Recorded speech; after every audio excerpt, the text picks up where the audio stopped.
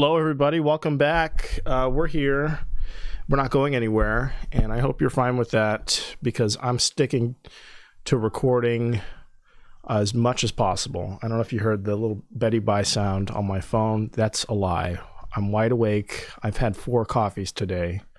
4 coffees. I repeat, 4 large-sized coffees at my job for free. I had as much as I could ingest in one day so that I could survive because I haven't slept, and my phone is advising me to. I have a timer on my phone that tells me when to sleep because I'm so bad at doing that, and here I am yet again disregarding it. So if you heard the little child's xylophone thing, once again I'm disregarding that completely. I think I'm just going to put do not disturb on and tell my phone to fuck right off. I think that's what I'm going to do. And I'm going to continue to destroy my body slowly over time. So actually just moderately now. I'm at a moderate pace. I've sped up from slowly to we'll just see if I have a heart attack tomorrow. Like it's just a coin toss at this point. So very excited to be drinking scotch after having, once again, 4 coffees in practically one sitting. My heart felt different today. Can I say? Does your heart ever feel different, Lorenzo? When I say different, I don't mean like good or bad. You just know something's like happening. Yeah. Or beating hard or beating strangely. You know, I'm like worried about you. You worried about me? I want to express my concern. I'm proud of you for having a bedtime alarm at 9 p.m. That I figured it would be like 10 or 11. It's that's just to get me to gear up for bed. Like that's just saying wind down. You know, like that's like okay. That's to trigger. Right, here's the bedtime process. Yada. Exactly. Okay, yeah. Make sure you ate first. Get all that shit out of the way because it's going to be time for bed soon. That's real good. I like it too, especially since I don't follow it. He's like I like dismissing it. It's my favorite thing. I love the fact that Siri can't hold me accountable. All she can do is play the little marimba piece. Oh my god. The bell kit. I'm gonna program Siri to be like, lock his fucking phone if he doesn't. Oh, I need that. Shit. Are you kidding me? That's like the most important part of sleeping is being on my phone until 2 a.m, doing nothing, just opening and closing Instagram. That's pretty much all. I don't like anybody's posts. I'm never like supporting people. I'm just opening it, looking at a couple memes and closing it, and then putting my phone down, picking it up again, and the cycle repeats upon itself. You need some form of help. You know what I do sometimes? What? I listen to music. I put some headphones on. I can't do that because I fall asleep with we have a guest who's egerly waiting in the background. It's cold as hell in here. I haven't been in here long enough to get the heat going, nothing, but he's a trooper for being here in studio in person and for sitting through all this bullshit. But I just want to say real quick that I can't wear headphones or earbuds in my case because if I do that, I find that I wake up in the morning and my ears are swollen. Does that ever happen to you if you wear earbuds? What the fuck? Yeah, wear headphones over the ears. Oh, I don't have over ear headphones because I'm not poor. You know, I have AirPods. Does that make sense? And I'm also not dumb enough to spend money on the dumbass over ear Apple headphones. Those like silver things. I got Raycons. You have Raycon over ear headphones? Mm-hmm. Okay, I won't badmouth those because they might be a sponsor someday. But it's, I'm really holding my tongue at how I feel about those. You might as well just get some JBL over the counter TJ Maxx headphones. It's not the same. Okay. All right. Just making sure. I'm all about high fidelity audio. As you can see, I'm wearing expensive ass headphones and nothing but the best for our guest here. I listen to Raycons. Yeah, the Raycon. What's it? Ray J, right? Ray J's. Yeah, Randy's brother. Okay. Well, Randy Jackson. No, Brandy. Brandy Norwood. I thought you said Randy. Okay. I don't know who black people are. I don't know if you're aware of I don't know a single black celebrity. Here's our guest. I'm just going to bring him right in. We have in studio the amazing local comic by the name of Jenner Coker. He has finally appeared on the podcast. Give it up for Jenner. What's going on, Jenner? Not much. Just ready for the weekend. Yeah, ready for the week. I am too. It is the weekend. We're recording on a Friday evening here. Friday night. Kicking things off right with I've got liquor. You have a beer there if you want it. If not, I totally understand it. I will be taking it. Just let me know as soon as possible while it's still cold. Not that it has any chance of warming up in this cold ass room we're in, my bedroom. That again, I have not had enough time to get the heat going. I do apologize, but again, just if you let me know within 2 hours before it gets room temp cold, I will take it, but all right, that's yours. Until then. So appreciate it. So where are you coming from again? Are you coming from? Is it Loudon or? Oh, yeah. Right now I'm over by is it Reston? Reston. I think Loudon's kind of over in that area. Yeah. Gotcha.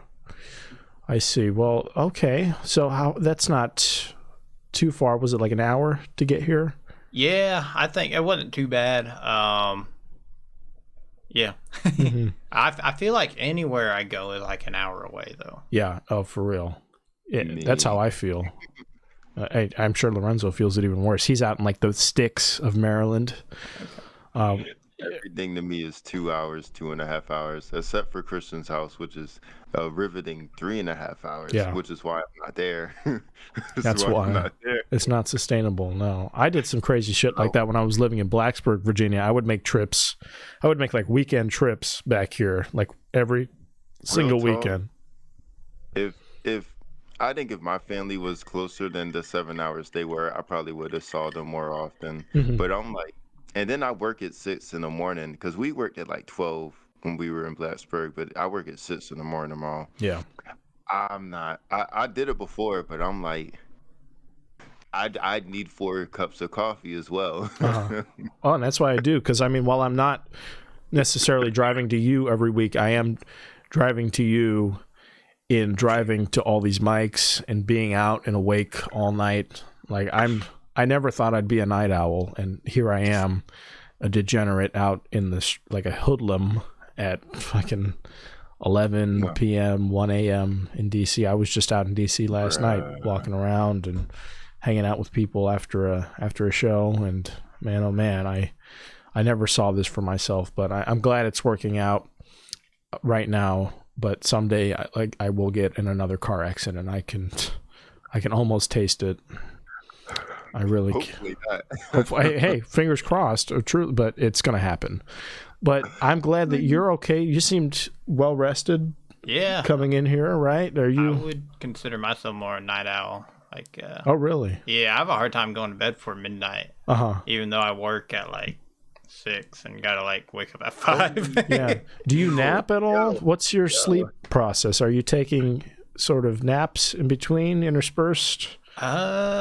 Man, I think I just deal with it. First Monday through Wednesday, I don't think I'm phased too much, but Thursday, Friday, I'm kind of hitting the wall, and then maybe like every now and then I'll just crash right after work and wake up at like 11. Yeah. Kind of eat and go back to bed. Oh boy. Me, yeah. That's why I go to bed. I aim for 10.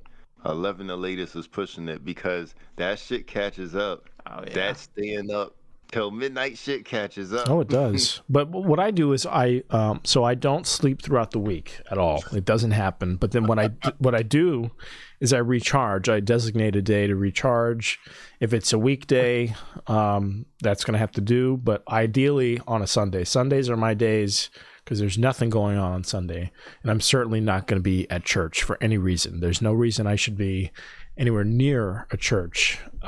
Church for be there early in the morning. I should be there. Your money, the Lord.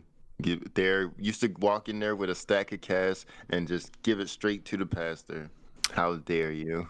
It's interesting you say that I should be doing that because there's another group another local group that seems to think I should be doing that, but for them. And I want to bring that up later. I put that in the document as I sat down because it's really pissing me off. So I want to break that right up. But it's not church, thankfully, or else I would commit arson on the nearest church I see. He's playing when he says that. Of course. I don't know what that means. I only know how to build pipe bombs. That's the extent of my knowledge on how to destroy property. That's really it. That's pretty Googleable. That's pretty Googleable. You have experience. Please don't Google it. Don't use your own email address when you use someone else's Google. Yes, use someone else's that's our advice to the audience. If you can Google it, but if you do, make sure you're on a VPN. Make sure you're using someone else's identity. Use someone else's phone. Make sure it's untraceable. Find your worst enemy and use their phone. Yeah. Or just use a library computer. A library computer. Yeah. Oh, yeah. They'll never find you there. Yeah. Public libraries are like the American equivalent of like mausoleums or catacombs now. Like they're just all dusty, and there's actually a skeleton behind the front desk of a woman, just a fucking Halloween decoration of a lady who's like supposed to be checking books out. It's like a fucking the mannequins. They just put a mannequin there and they're like, hey, fuck it. Except it is a living, breathing person. You just can't tell because their pulse is so low. And they need dialysis later. Like they're this close to dying. That's how that's how my heart feels. I'll say I feel like that woman, but I was in a library a few weeks ago. Why? I had to take to build piss. a pipe bomb.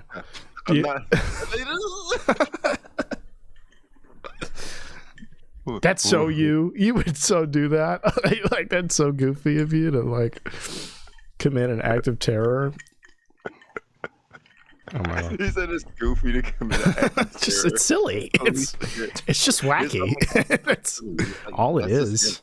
It's just him. Yeah, when the cops come in, when they come knocking and with the clipboard and shit, like what's let's see, you've had extended interaction, you have a show together. What's he like? That's just him, guys. I don't know what to say. Cue the music. That's just Lorenzo, and then fucking the end. That's my TED Talk. That's my TED Talk. Yeah. Oh my God.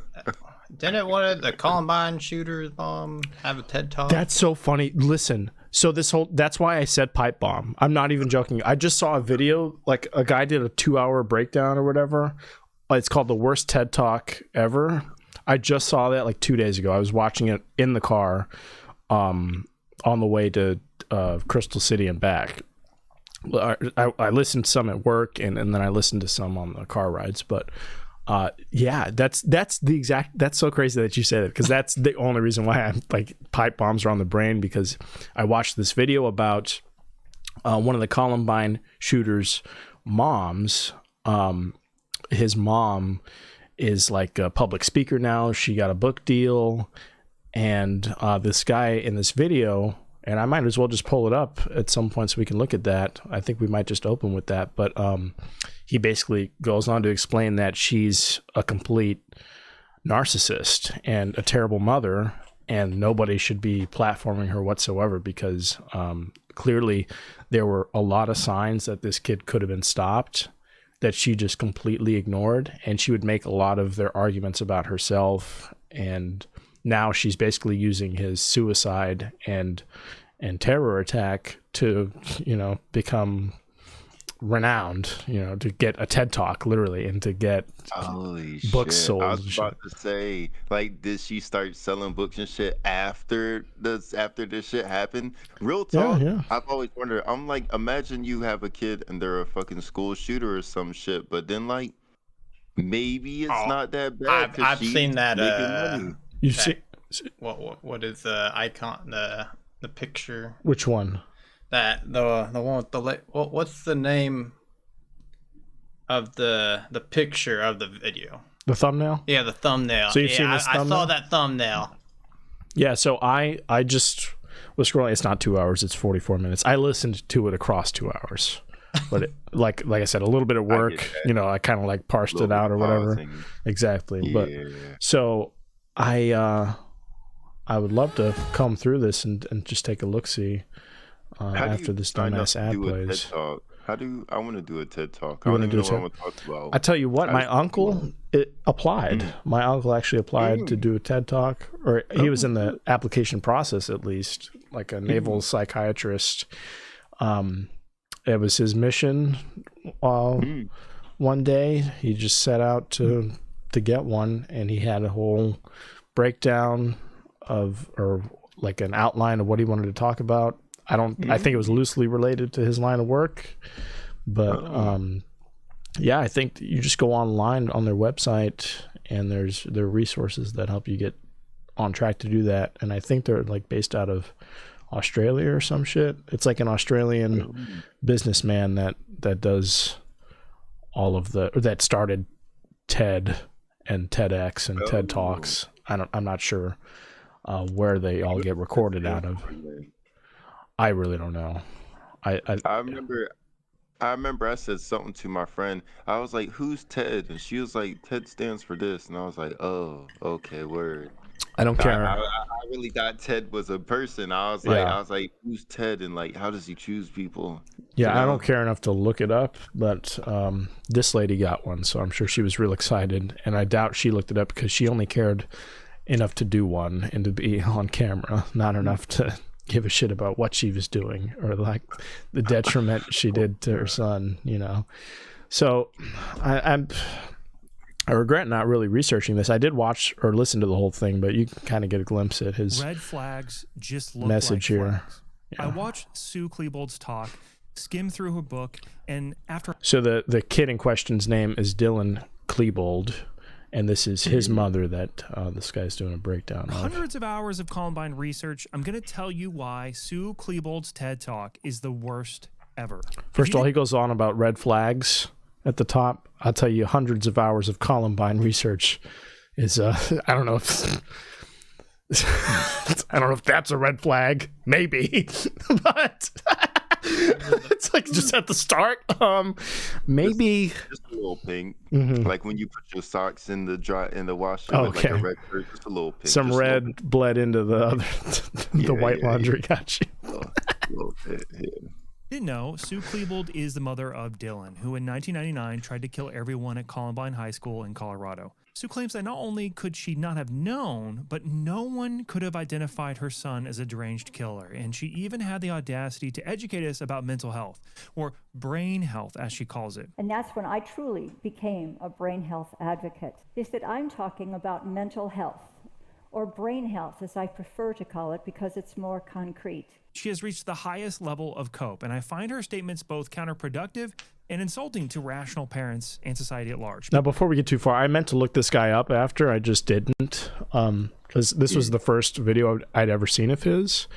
And I was like, what's this guy's angle? Is he like, is he a conservative dude who's like advocating for gun rights and this lady's like fucking up the bag? Or is it just like some really passionate school shooter dude who's like looking to debunk shit? No, I mean, like, you know, some people have like narrow lanes on YouTube and on all these sites where they're like, okay, this is what I focus on. I focus on like, this guy could be like school shootings, or is he just like a general commentary channel dude with no real angle other than that this mom's a bad lady? I didn't do, like I said, I did no research into this guy, so I apologize to the two people that watched this if he turns out to be some super freak person. You know, I had no idea. God, I just thought that this video was fascinating because, again, I saw the thumbnail, I was captivated by it, which is the very design of thumbnails, or at least they should be. If your thumbnail's bad, nobody's going to watch your fucking video. That's why in the last one I put us in Sidney Meacham's car, so hopefully that's doing numbers for us right now. Sidney Meacham, by the way, is a guy who was stuck in traffic on the highway in Portland, Oregon recently, a few months ago, and now his dash cam footage is being released as evidence against him. He's got like 4 dash cameras. He's got one in the front, he's got a rear camera, he's got one on himself on his rear view mirror, and he's got like side cameras. Yeah. All those angles are being are public access because they've been submitted into evidence against him for driving through a parade to get out of traffic. He drove through construction cones and all the blocked off shit and just tried to mow everybody down. That's the awkward talk with the lawyer, you know. The lawyer's like, all right, what's your like case? It's like to help you out at all. And they're like, you know, he said that. And he's like, well, they brought up all your cameras. And like, well, yeah. You know those cameras that you put on your car because you thought that the police had it out for you and that you needed to protect yourself? Now you fucked yourself up the ass. That's what I said on the last podcast. We got his colonoscopy, but 4 different angles, thanks to him. So anyway, in the last thumbnail that I put us inside of his car, flipping people off. So, I'll show it to you if I remember. I'll pull it up, but it's So without a good thumbnail, I mean, and that's how this guy got me. So I don't know anything about this dude. Apologies if he's a nutbag. When you learn all the facts about the case, who Dylan was, the mountain of evidence showing Dylan and Eric's plan, it's hard to imagine why Ted would ever allow... They have all these home videos of these kids. It's Dylan and Eric, whatever the fuck his name is, and they're just... they're dressed like Keanu Reeves in the Matrix, aka serial killers. And they have like sawed-off shotguns that they're just firing in the woods. They always got the... Isn't what? You ain't supposed to saw that off. Oh, That's really? a felony. You got to... I'm pretty sure. I don't think you're supposed to... You ain't supposed to do that. Well, wherever they are, what's Columbine is what state again? I'm fucking... I don't know. I'm gonna be real too. You just hear Columbine all the time. None of us know where Columbine is, but we've just heard it all our lives. Let's just say Florida or California. It might be. These might have been laws that were implemented in their state just after their massacre too. I mean, who's to say? But shit, untrue. You know, but in all these videos, they have access to just like a crazy arsenal. But their main plan, and I'll kind of summarize what he goes into. Their main plan was to bomb the school and kill as many people as possible. So they were like, they were going to like the public library and shit to research how to build bombs. And they made a blog detailing all their plans and shit that people could see that was like available to the public. And people and so these kids' friends warned their parents to be like, hey, my friends. Your children have this blog detailing how they're going to kill like hundreds of people at this school, at our school. Maybe you should do something about that. And actually, the kids would tell their own parents, the kids that are like ratting or whatever, they would tell their own parents, and then the parents would go to the killer's parents to be like, hey, y'all, get your kids in line. And that's kind of what this dude's video is about. Like, this lady has had so many warnings, so many run-ins with what they were sort of meticulously planning, where they were going to place the bombs to cause the most damage, when they were going to shoot people when necessary, how to enter the building and exit. I'm not even sure it was a suicide pact or if it was meant to be, but they fucked up so many times during it. Like at one point, not Dylan, but the other kid is firing a shotgun at someone at point blank range, and the shotgun hits him in the face and breaks his nose. So, I mean, these are two really intelligent kids. No matter how much planning went into this, clearly they were going to get it done and get it done right. But they would end up, I don't know if they got killed by police or if they would kill themselves or what, but oh my God. So the mom is a psychiatrist. Apparently that's her profession. For how long? For how long, I don't know, but she would just have fights with her son and not really get to the root cause of, what his mental health problems were, or her brain health, as the term she's coined, when he's, suicidal, or when he's clearly, crying out for help. She's totally and completely disregarding it. And all the arguments that they seem to have with one another never stem back to, what are you going through, son? Clearly you're going through something emotionally right now. How can I help? It's always like, you forgot Mother's Day. And on top of that, you're doing drugs. You're out on the street riding around. I don't know what's wrong with you, but you're a terrible... Bought her degree. You know, I'm for real. She bought her degree. You think? Bought that shit off of eBay, Brad. That's She all went it takes. To, I guess. psychiatristdegree.com, and she paid $149.99. And I mean, in her defense, psychiatrists only like really prescribe medicine, but even still, you should still, with your education, yeah, you should know the school. signs of like, you know, outcries and shit like that, I right? guess it's kind of like when the firefighters make their own fires to extinguish. What do you mean? How do they got the psychiatrist? Do they kind of messing up her son? Yeah. Oh yeah. Yeah. For real? No, I didn't think of it like that. He was probably like he was her experiment. She's like, I'm gonna see how fucked up a kid I could make, see if I could fix him one day. And then the day never came where she could fix him. Yeah. She's like, I've hypothesized that these medicines can work for this specific scenario that I'm gearing my son up. That's how she figures out what to use on her patients. She just like fucks her son up and gives them different traumas and shit. And then she's like, here, take this. And she's like, oh, these work. Well, the medicine in this case was literally her son killing himself. So I hope that was what she had planned. I mean, clearly. And it worked because now she's got a book deal. She's doing just fine. She's got other kids, you know. Was not the end of the world. She has a fucking blog. She has a blog. How to get rid of your son. That's so fucked up. Anyway, I'll just kind of skim through this, but that's that they will not speak unless they are granted immunity. We've never heard from them, and it's now been 20. So Eric's parents opted to remain out of the spotlight completely. They've never really given an interview on the subject up to this point. They took the L on this one, as it were. They just said, hey, y'all can speculate as to if it was totally our fault, but we're declining to comment. And that's just kind of, they faded into obscurity. But Dylan's mom was like, hand raised, going straight to the, you know, straight. There's an interview she gives that he details where she's literally, or sorry, not an interview, but her hairdresser, her hair stylist, gives an interview to the local news, basically saying how she felt about everything.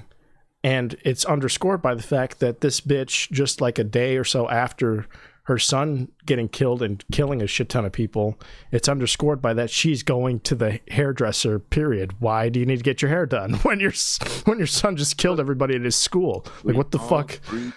We all grieve in different ways.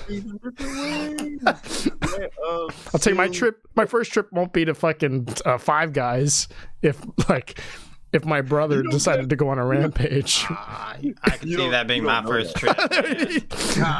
At least get like DoorDash or something, or takeout, you know. I would be at home. I would just be at home for days. You can only go to Five Guys if he kills 5 guys. Oh, okay, got you. That's if he kills 6, you gotta go somewhere else. You gotta go to Wendy's. No, that was corny. I thought that was decent. But seriously though, I mean that's really telling. It's like that she's like, oh, I still gotta look good. I still gotta keep doing my thing. She about to be in the news. You know, she foresaw it. Yeah, but she gotta do some what is it, crisis control? I guess, damage control. But still, it's crazy. If she looks crazy, they're gonna be like, she looked crazy, so it's her fault. But if she looks put together, they're gonna be like, oh, what happened? No, you know, you gotta think. Yeah, but she used her brain health. But again, you can look. You have license to look crazy the month after something like this happens. Let all the parents of people whose children were killed, let them come out and look good and, you know, cry about their kids that were taken from them, right? But you never see the killer's parents giving interviews and shit until way later, and you'll see that's a trend with all these incidents, because they're the ones who are like, oh fuck, like no one's gonna want to hear from me. First of all, why does anyone want to hear from me other than the news? These parents don't want to hear from me right now because like that's gonna make them feel some type of way. That's gonna make them feel outraged. I'd have to move or something, because like real talk, exactly, yeah, that was this other family's mentality. It's like, let me step the fuck back and leaving. Yes, because you go to the grocery store, and a few of the parents are like, they've made groups because they're grieving together, and then they catch you at the grocery store, and it's like, oh, your son fucking killed our kids. Now you getting jumped in the fucking Walmart parking lot. Yeah. You know what I'm saying?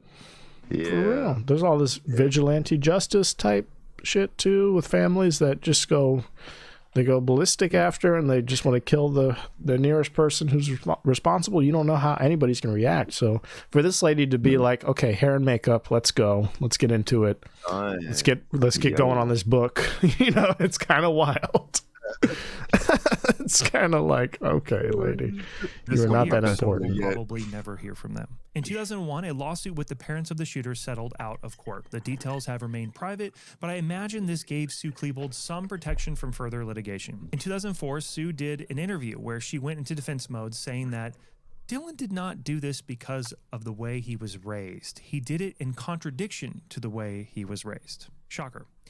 Parents of mass murderer take no responsibility. The real bombshell in this interview is when Sue Klebold went out of her way to take issue with people who offered her forgiveness. When someone told her, "I forgive you for what you've done," she told the interviewer she was infuriated and said, "I haven't done anything for which I need forgiveness." Amen. I think everyone's issue with this statement is it assumes she made no mistake related to her parenting. The worst part of the interview is when Tom Klebold, Dylan's dad, says, people need to understand this could have happened to them, which is another way of saying school shooters are completely random. Now that's his dad's quote, but I'll give the dad some credit here. It seems like they got divorced later on because he couldn't stand the way she was behaving throughout the ensuing years of just trying to like clout herself up and totally write off her son and write off the fact that she played a role, obviously, in his development,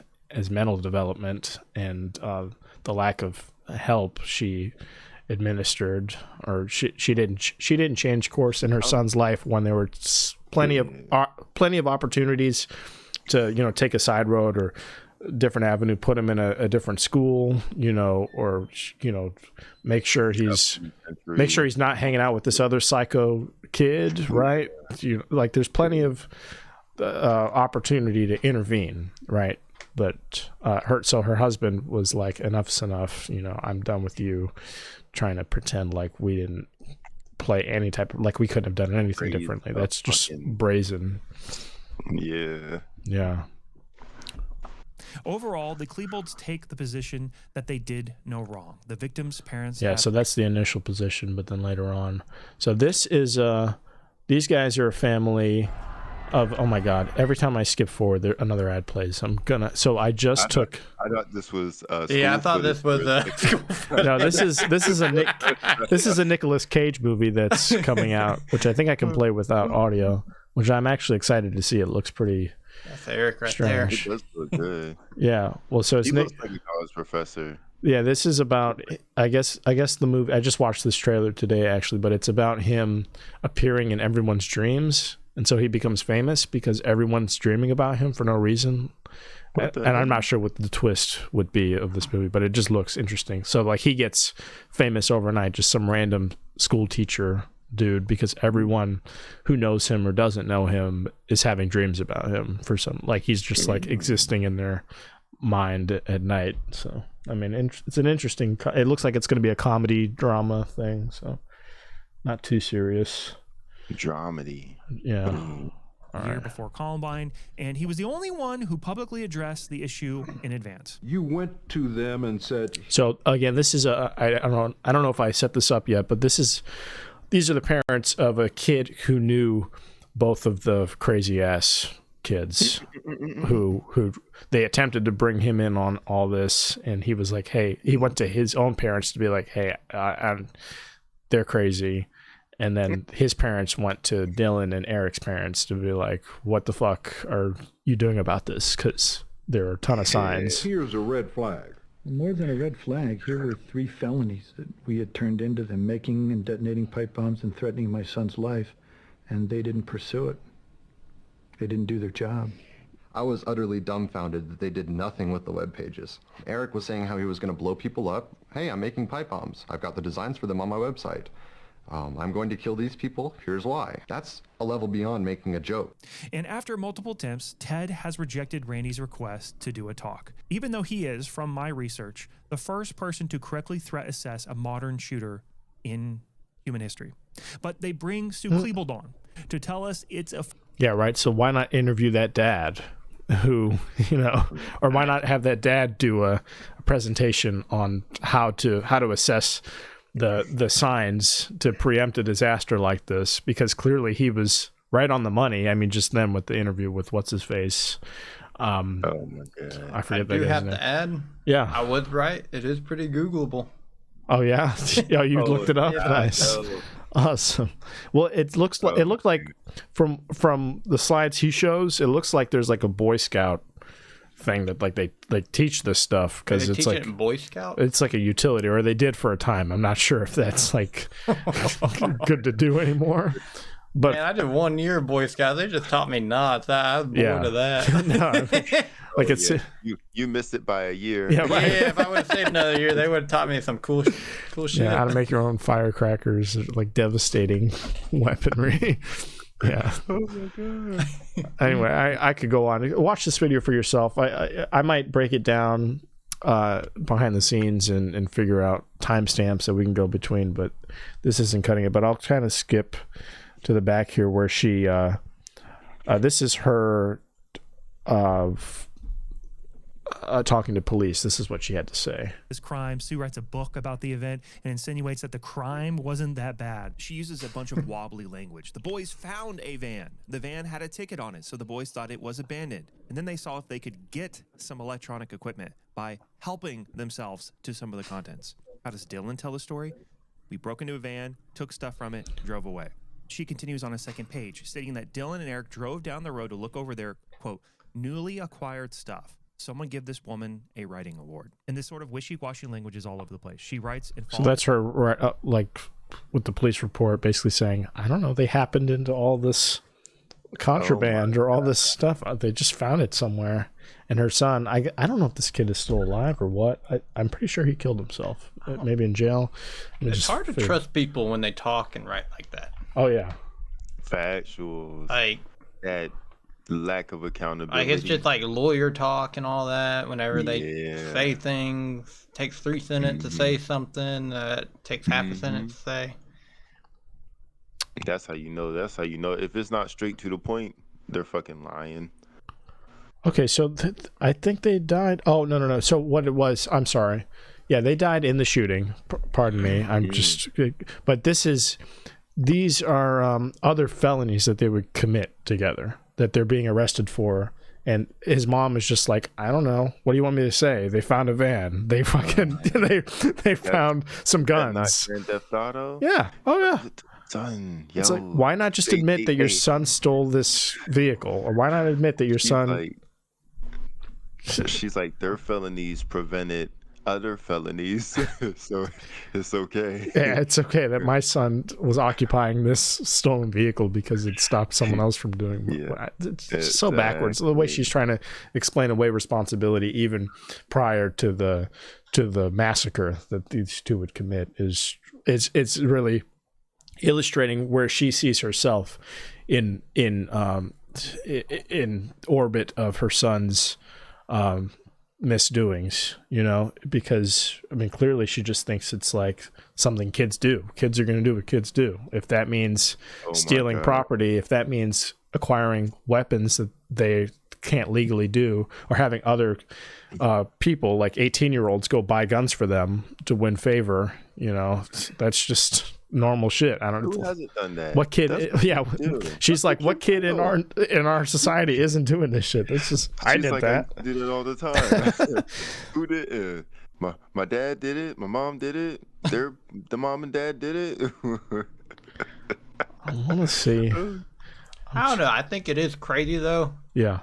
I bet they would probably never thought like, oh, he's gonna blow up the whole school.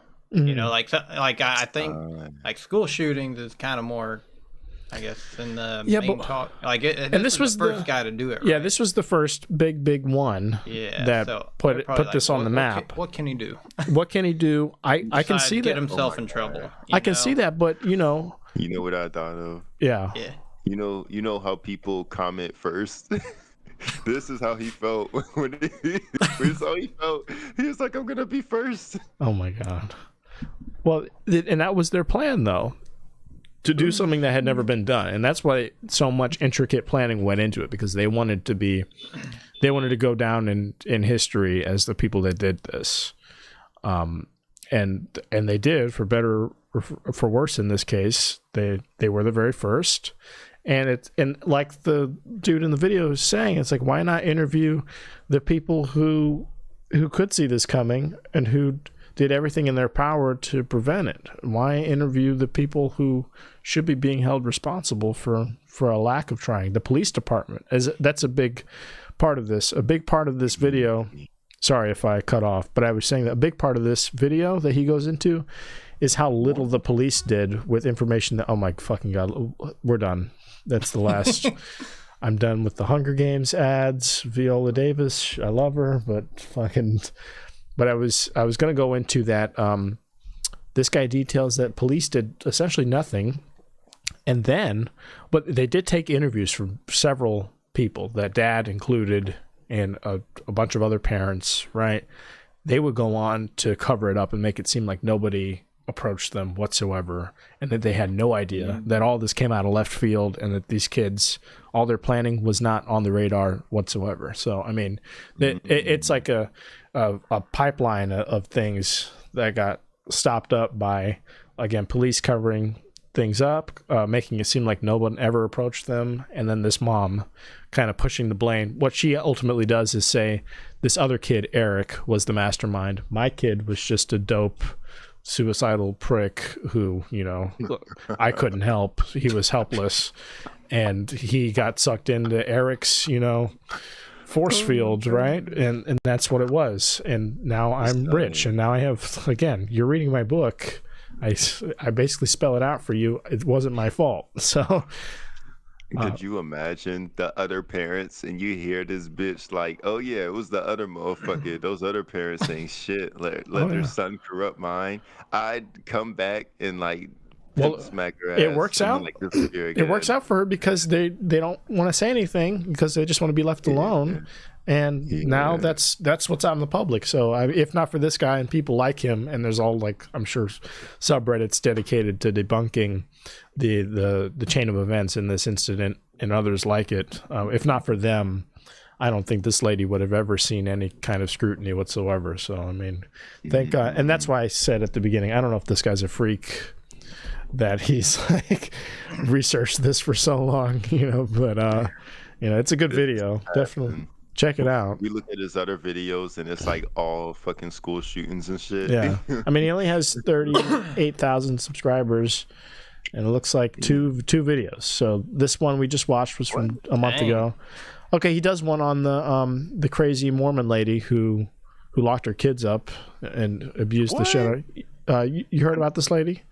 This guy like a derivative of another channel? Because this guy's bad. That like 2 million views off of one video. No, that's what happens, man. This shit shoots off. If someone else just did a similar thing that I just watched with the documentary. He just made a brand new YouTube channel, and the first documentary he put out was this one on a famous YouTuber, and just in 10 days, almost 3 million views.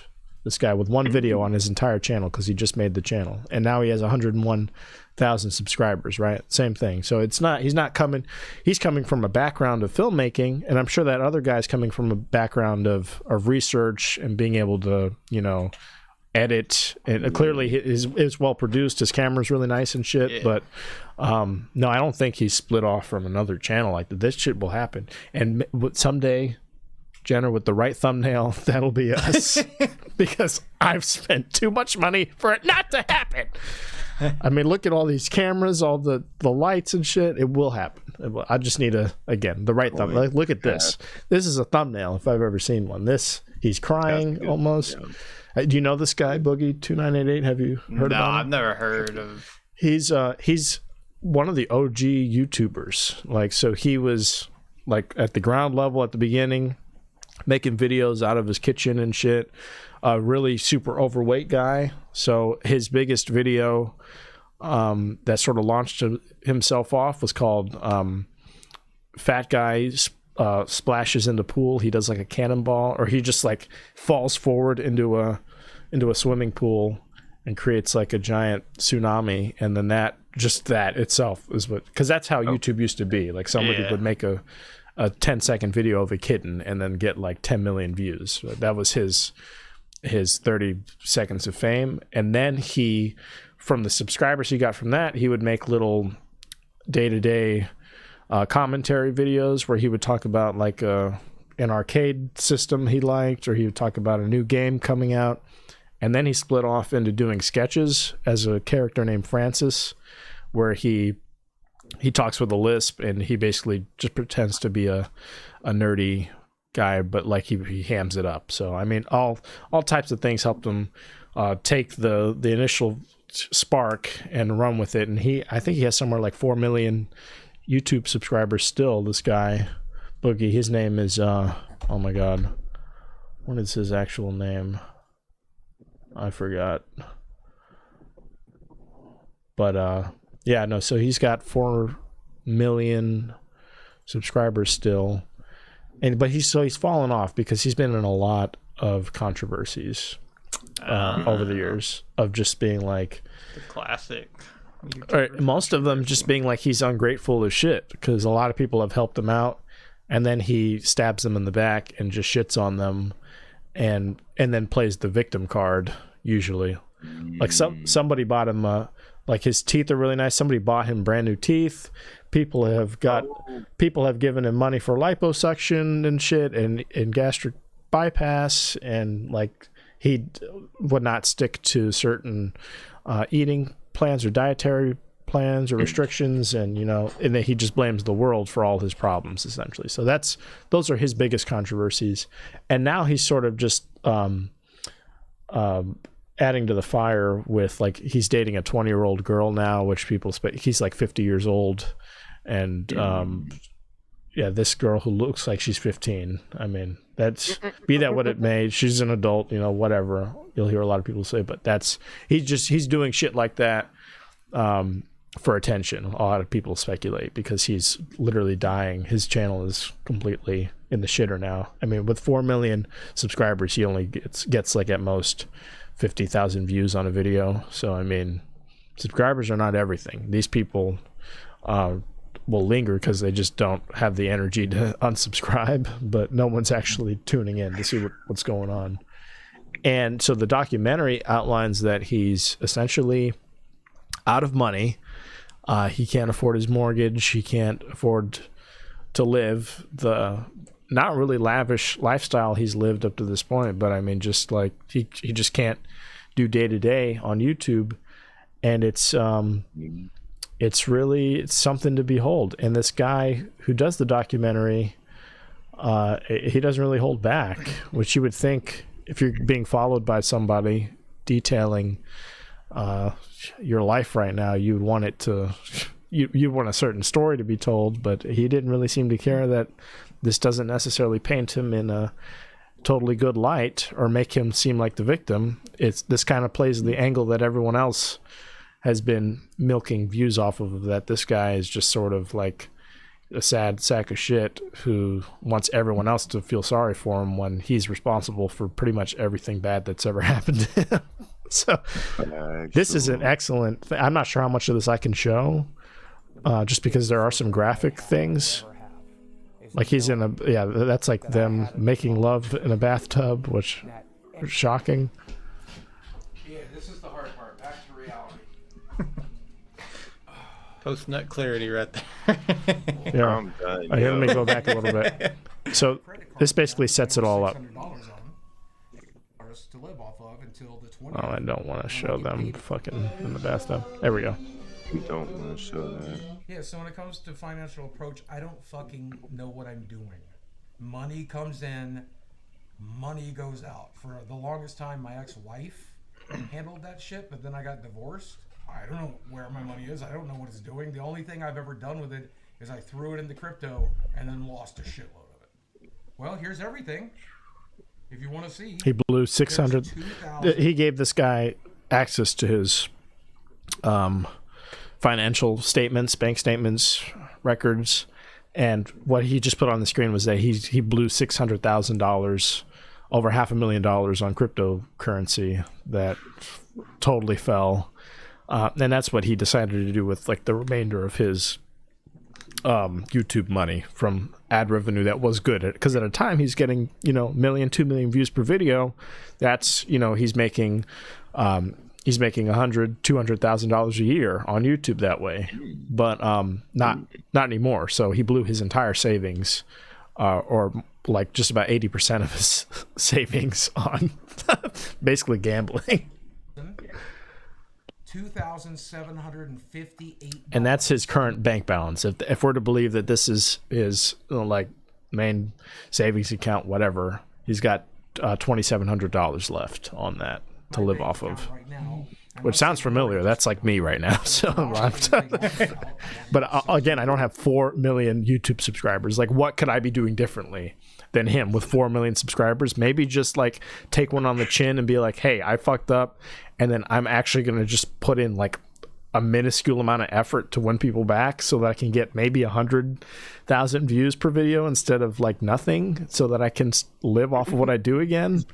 And this isn't even the end of the world for this guy, because he can just be like a normal person and get a job, or even a part-time job, right, to supplement his losses. And he could do what he's doing, which is basically sitting on his ass and not improving his situation. He could still do that if he prefers working that way, but he's going to have to make a sacrifice of some kind and get a part-time job. But he does a fake job interview where they have like a career specialist come in, and he totally, like, I just couldn't tell if he was playing it up for the camera here or what, but look at the way he handles himself in what's supposed to be a faux job interview. What do you prefer to be called? Honestly, probably Steve. Let's go with Steve. Yeah, his name is... Oh, I saw a clip of this You saw on this? TikTok. Look at this shit. This is insane. I saw this. This is what everybody is saying he's guilty of, though. What we're about to watch is what everyone comes after him for. It's like, what are you doing? Not only did you just shoot yourself in the foot, but you just like blew your head off, but in a way that you're still breathing somehow. But now you're gonna live a little different. You might not be able to read the same way ever again, or walk, or eat right, and you're gonna want to. You expect everyone else to take care of you now because of what you've deliberately done in front of all of us. I mean, just watch this shit. This shit is insane. And so you are here today because you are seeking employment. Yeah. You're seeking out new work opportunities. Absolutely. Tell me a little bit about your background and where you think you want to go with the experience that you already have. I did work at a small gaming store back in 2006, 2007. I am disabled, recognized by the state of Arkansas, but also the United States government. There's that. Now, the downside of that is I am extremely depressed. So there's some mental health issues that we bring to the table. Okay, so it's out the gate, fine. Disability, fine. If you want to be candid with your mental health disposition, fine. That's all good and well, sure. Like maybe you're saying too much, maybe not. Watch, he goes way too far. Watch. Physically, I am morbidly obese. I have no references, no work history, and no education. And when you Google my name, you might see rumors that I beat my ex-wife and I'm also a pedophile. I thought this was a skit or whatever. I thought. No. I didn't know this was a real. This is a real thing that he was really just saying. What? Yeah, I could see how you'd think he's acting here, or like this is like just a funny sketch. Yeah, on TikTok they just showed that one clip, and I just but I didn't know this. I'm gonna be real. Oh man! If I fucking hooked him up with this and he did that, I'd beat his ass. Like I'd outside, son. Oh shit, bruh. Yo, I'd fuck him up, bruh. I'd fuck him up. That's what he wants. That's what he wants. He wants to be the victim at all costs. So what is he going to do? He's going to set himself up for failure And then just be like, well, I'm just being honest. I mean, they're going to want to know this at some point. I might as well get out ahead of it and let them know that I'm incapable of doing this job by all accounts. And then when you beat his ass, which people do take him to task on, people do these huge YouTube exposés, 20, 40-minute videos, like similar to the one we just watched on the Columbine shooting. They do like breakdowns of everywhere along the timeline he's fucked up or done some dumb shit like this. And then he goes and cries fucking victim later on. It's like, well, I'm receiving a ton of hate just because I was honest about, my lifestyle and about my lack of work experience. And I don't understand where all this hate is coming from and all these hate comments and hate watchers. I wish you would all go away. And then, but he plays this game, right, where he goes back and forth on it too. He'll be like, I took some time, I stepped away, and I understand I'm just a piece of shit, I'm terrible, and whoever wants to stick around can stick around. If not, sayonara, see ya. And that's pretty much what he's doing at this point. He's like, he's pushing every way to make money away from himself and walling himself off from basically every opportunity that's presented to him. And he took an opportunity recently. He did a boxing match, a celebrity boxing thing, but the price of training somebody of his nature was just over the payout. So I mean, it was really, he took a loss on because he lost for one, so he didn't get like winnings rather, but the guaranteed payout basically just zeroed out everything he paid in training fees to fly out and stay out on location for the fight, all that. So I mean, like, he's really terrible at managing money and everything, and clearly himself. I mean, it's just hard to watch, and that's been everyone's take. Is just his whole life over the past 4 or 5 years at least has just been really difficult for people to watch, because he used to be this really funny, wholesome dude, and then he started doing things like debating people on whether or not it's okay to say the N-word, and then he started he started dipping into really touchy subjects first, and not understanding why people would be mad at that, and then he started to just flagrantly diss people and say fuck off, and I'm just again, a sorry sack of shit. I can't be helped. I'm also a felon. Okay. What's the nature of your felony? Aggravated assault. How old is it? About 2 years. Okay. So I think there are some avenues you could explore. I definitely don't think it's impossible, but you have some challenges. Yeah. Lots of things in life are about your mindset, and you're using weight and disability. I can't. If that is the attitude that she just said everything I said, and she summarized it all in 2 seconds, which I appreciate. We should have just watched this, but that's been his mentality online. And the difference is he'll make 20 videos about it separately, and he'll have in each video he'll have a different perspective. He will have done some thinking on it for 2 days and come back with another. And he's so wishy-washy that it doesn't help his case. No one takes him seriously. It's okay, this guy just wants attention. He's just, every crisis he creates, he'll milk it for attention, whether he's getting paid or not. And it's totally and completely useless. You're going to have when you approach everything, then you can't. And you won't. I did work in the porn industry for the better part of 7 years, so I mean... Be real with me. Do you really think it would be a good idea to go to a real interview and reference porn?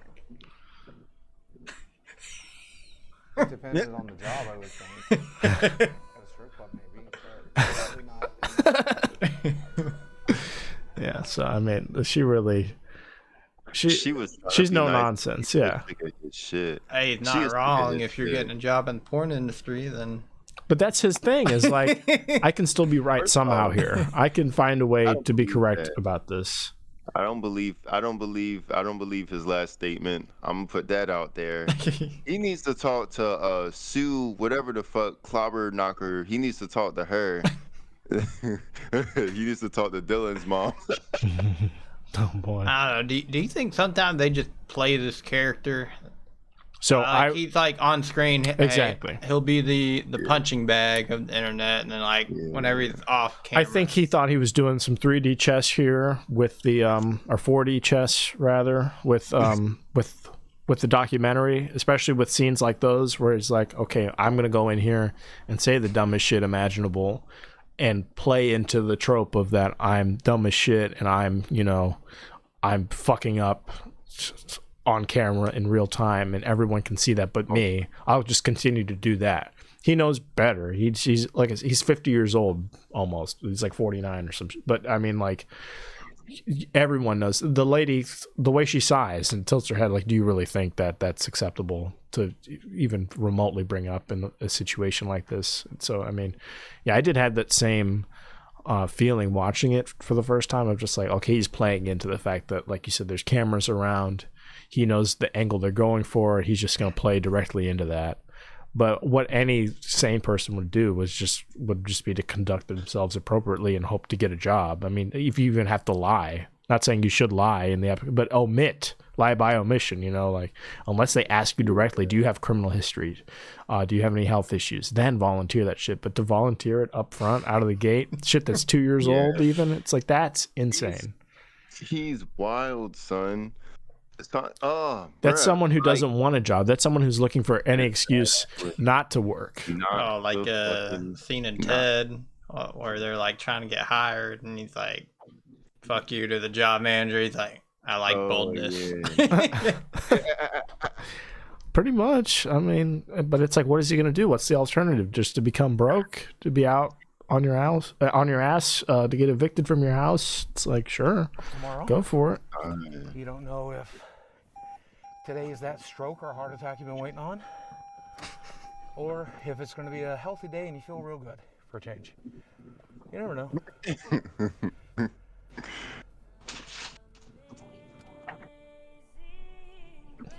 Yeah, they're like, wait, he died? He did not die. I was about playing to say, that up. Do I think I'll make 50? Yeah, probably. That's only 2 years away. So he's Do I 48. think I'll make 60? Did he have a Which is stroke? 12 years away? No. What's with his eye? Probably not. His eye, I think he's just built that way. I'm gonna be honest, because like he used to be really, really big. Like his whole face was like the swollen up, like my 600-pound life type big. But he's lost a shit ton of weight. I mean, he's gotten down. I think he's like 300 something pounds now from like I said, from like 5+. He was a big dude. So I mean, I think that'll do that with with stretching the skin and shit. Yeah, I mean, room for that at least. Here's everything. Yeah.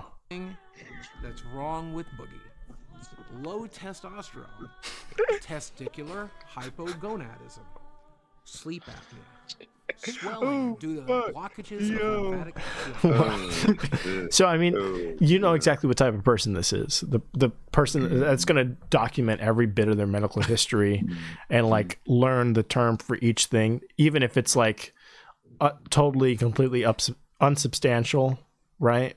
Even if it's like the small, like he could just have some like. He could have like a random mole, but he's going to learn the medical term for that, even if it's not cancerous, and he's going to add that to his list because he just needs a scroll of issues to carry around and tell everybody about because he needs to be cried for, he needs to be felt bad for, right? Seborrheic eczema, chronic back pain, protein in urine. I think is that not normal? Is that a serious? Is that a serious thing? Exactly. Normal shit is not omitted from the list here because each issue, no matter how minuscule, matters to him. Because it should matter to everyone else around him. My poop was green after I had some icing. Exactly. But you look up the medical term for that, and he'll add it. There has to be a medical term for that. Your poop being green after like eating Cheerios or something like that. He's got a few more. It doesn't end there. God damn. Losartan, tramadol, bupropion, sertraline. Did I deal with back pain? I deal with nightmares. I'm always tired. I don't know the last time I did sleep. Otherwise, if I don't wear this machine at night, when I'm supposed to be sleeping, I'm actually drowning in my own fat. High blood pressure, history of gastric bypass, intestinal malabsorption, vitamin D sufficiency. Because like most gamers, I hate the sun. morbid obesity. Okay, right there. He's making a joke, right? He's making light of it. But like most gamers, hate the sun. Go outside. The easy solution. Sit on the porch for like. He could be outside for 15 minutes. No lie. I'm not 15 minutes of fucking sunshine for him. This is just pissing me off. And he's fucking straight. Okay, you know what I'm saying? Yes. Watch that one. That's a great watch. So you thought it was a sketch? No, it's a full length, hour-long documentary. Yeah, I have to watch that whole. It's really good. It's really fascinating. It kind of drops off at the end because he gets that fight opportunity, which I think threw a wrench in the filming process. And he meets this girl more than halfway into the documentary, which so he's found love. So it kind of goes, things are going his way, sort of, kind of, but it sort of loses focus when he starts having a bunch of developments like that cross his path. So, but I still liked it, especially if you know who he is, which I've known about this guy forever. I feel like I saw him when I was in middle school onward. I've been tracking his career. Not only have I never heard of him, I used to think until the year 2018, I thought that YouTube only had music on it. Yeah. I shit you not. 2018? I shit you not. Jesus Christ. No. In 2014, I discovered Red and Blue, the little Halo shits. Yeah. Oh, I love that whole series. Yeah. So when you were watching that, I was watching people like him. JonTron was big. Okay, yeah. I like those where he talks about like classic retro games and does sketches and shit. I watched H3, their original videos where they would talk about Ethan Klein and his wife Ela Klein. The two of them, they would talk about people like Boogie, or they would talk about crazy fringe, weird people. Like they went in deep on this guy called Prank Invasion, where they were staged pranks where he would go around like Venice Beach and places in LA and basically stage it, basically pay people to walk up to him like hot models and stage it like it's a prank. Like if let's play rock paper scissors. If you lose, you have to make out with me. And it would just be him making out with like models for the whole video, acting like he didn't stage it all. So they would dive into a shit community about a group of people who get fucked by horses. They talk about that. And the community's called, oh my god, JRHNBR. What do you think that stands for, if you had to guess? JRHNBR. Don't tell me why I remember this. It's like, that's why I love their videos, because it would just be the most random, obscure shit. Jimmy Rhinoceros. No, you're done. What do you think it stands for? Holy shit. Just raw dog and horses. Just raw dog and horses? I don't know. JRH. There's an H in there, though. JRHNBR. That was close, though. But you're on.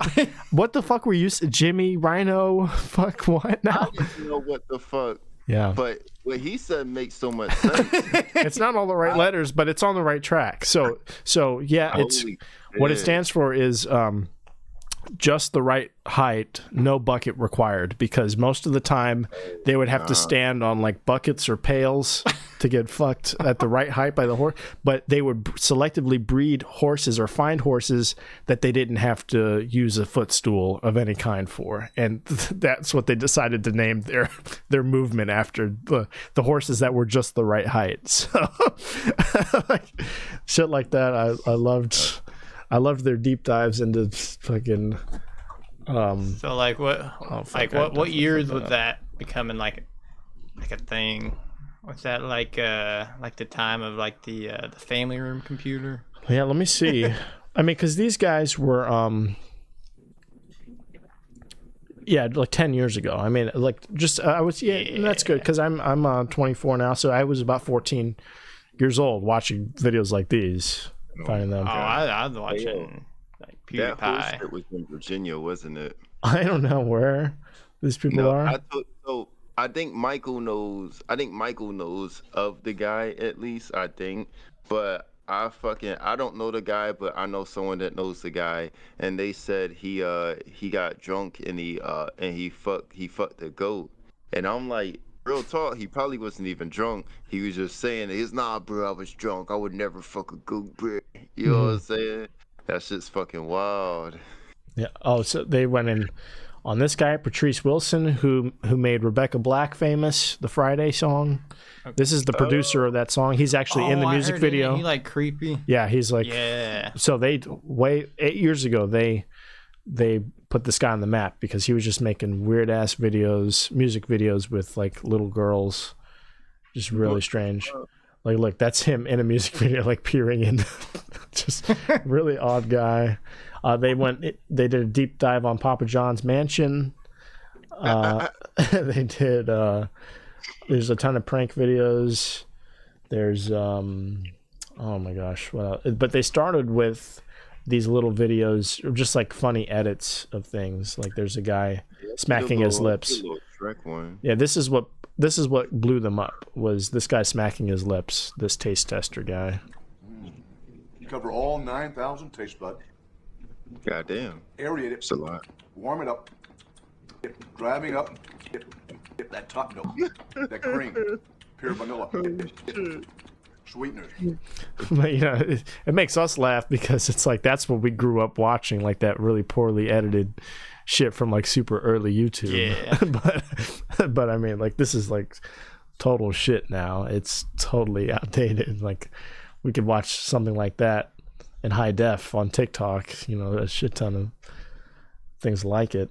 But anyway, that's kind of what I started on. I think my internet keeps cutting in and out, but I was just saying, Lorenzo, that's sort of what we grew up on. That's why it's funny to us, because it's like really low quality, and you could tell exactly what they were working with. The mouth sounds are funny. The mouth sounds hilarious. Yeah. Y'all ever watch Filthy Frank?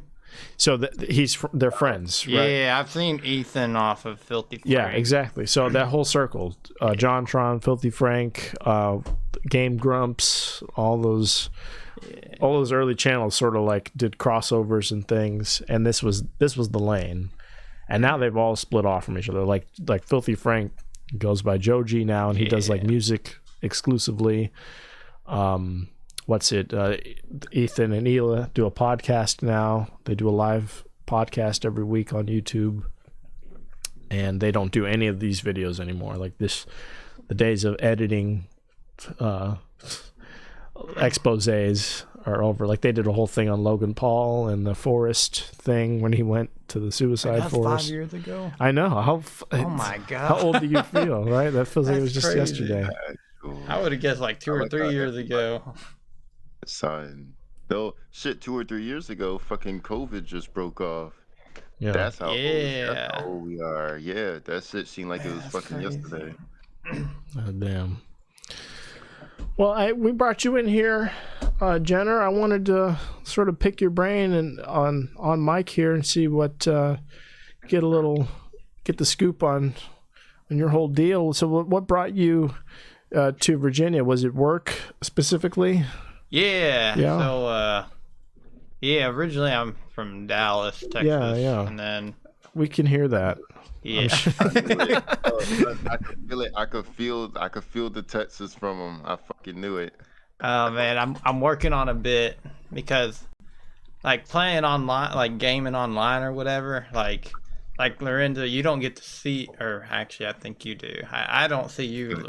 Yeah, he can see the way you. the screens are worked out. But like if you're in the Call of Duty lobbies, I sound like this, but like 12 years old. Like even today, I'll play like Siege every now and then.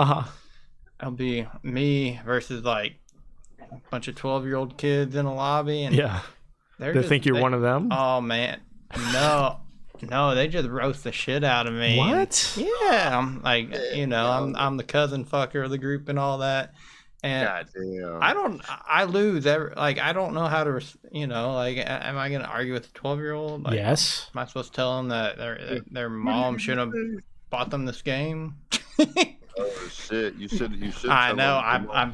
swallowed you. We got to give you some comebacks. No, we sort of swallowed you. I need some. Abortion must not have been legal in your state quite when it should have been. I just yeah, we're gonna work on it. They're probably born like the 2010s. Yeah, no, it's wild. Like I was playing.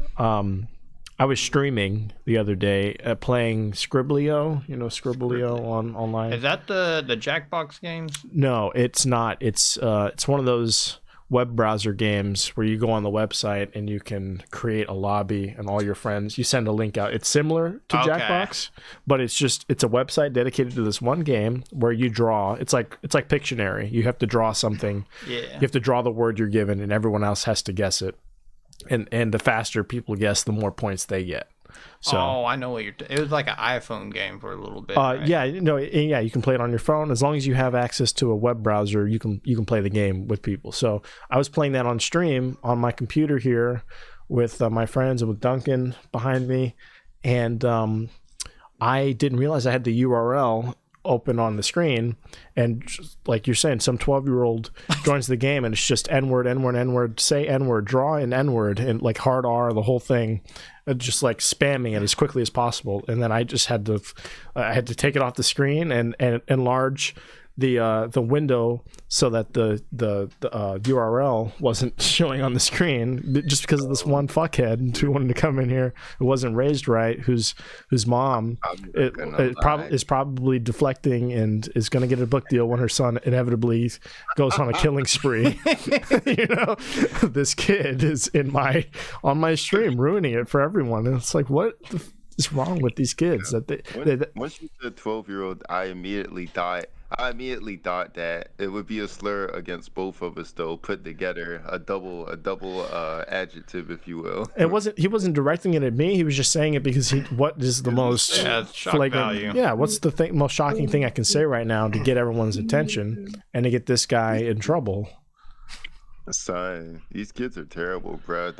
Look, son, don't go in the goddamn Modern Warfare chat, boy. Oh boy. Yeah. I fucked up and done that. I played Warzone on stream. I haven't played Call of Duty I've mainly been doing Rocket League, and I'll do Siege. Rocket League, there's no voice chat, so yeah. But then people do like the what a save and like and then if you're on a keyboard, you can type in whatever you want. Oh yeah, then you get to talk all the shit you want to the PS4 and Xbox players that don't have the keyboard on there. Oh, we should play Rocket League. I play that with my friends. Oh hell yeah. My friends the problem is they're too good, so we get in the lobbies with people who are way too good. So, well, what rank are you? I wouldn't be able to tell you. I only play with them, so I'm not like focused on it at all. But that's my game. Like, I remember like back when I had like a freshman in college, one of my buddies, he was actually like always doing the tournament. Get you like into like the pro league, and he was like always like a couple wins short, and oh shit, so he kind of got me in. So he was always a lot better than us. But yeah, that's one of the people that we play with. His name's Josh, and he's just like outlandishly good. And then the rest of us are like in the middle. I'm probably on like the low end of the middle, but he's like leagues ahead and like competitive and ranked. And so then if he ever joins us, then we go against the people who are flying around and doing like crazy trick shots, whereas I'm mostly on the ground, jumping every so often. So, and that ruined the game for me. So I know, like I said, I don't really play it. That's the part that I love about Rocket League, though, is that like you can once you learn the stuff, it's like No, I have a problem. I only like to play games that I'm like better than everyone at. Like Smash Bros is my go-to. Especially when I'm streaming, because Smash Bros, like the Nintendo fighting game. I don't know what I'm pointing at my Switch. It's down there somewhere. But I grew up on that game, and I really understand it, and I can commentate in real time on it, especially while I'm streaming. It makes it more entertaining to watch. But if I'm just like on stream sucking at a fucking game, where I'm like my mouth's open and I'm just trying to keep up, all I'm contributing to the stream is like fuck, or like damn it, I missed. that's not really fun to watch, right? It's fun to watch me explain how I'm beating someone in real time. Like, oh, he forgot to dodge there. I've smacked his ass. Oh, that's a grab. He's dead. He's dead here. What he did, I'm able to go and go. I don't delight in playing games that I have like little to no knowledge of, unless it's a party game, unless like the drawing game or something that it's like a level playing field for everybody. Or like if we're like playing fucking Scrabble or some shit, like that, I don't have to be the best, but at least we're having a conversation and shit's. Y'all don't have to rely on me to keep the team you think going. there's ever gonna be like a Scribble.io, like esports league or something like that? Oh yeah, hey, maybe there's a competition for everything. I feel like so. Yeah, I feel like every game has that now. Like a league or fucking there's like one team of Chinese people who dedicated their entire lives to you got like a tic-tac-toe esports league. Exactly. There's an esports league for every game. So you're talking about your voice. I don't know, do people get hung up on that in real life, or it's just over the phone or on games? People will ask me if I'm from Texas. Which I think is kind of funny because like it'll just be like 2 or 3 sentences in a conversation. Like, are you from Texas? Yeah. And then usually the second question is football like how it is in Friday Night Lights? Because that, especially like whenever I was in college, I was kind of like as it was weaning off the.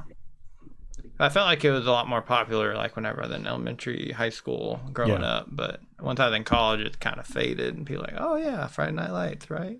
Okay. And is that a show or a movie? Or I never watched any of it. Yeah, I know it's. Either. I think there was a show and a movie. I could be wrong. Okay. But basically, it's about an actual town in Texas. It's like a small town, and pretty much every Friday, high school football game, the whole town shuts down. And so you're saying people hear Texas and they immediately they ask you about, is your life like this contrived television show? Like football is a lot bigger in Texas. Like like have you? Like, well, everything is. So I hear everything's bigger, right? I guess football, food, people—they're way bigger, right?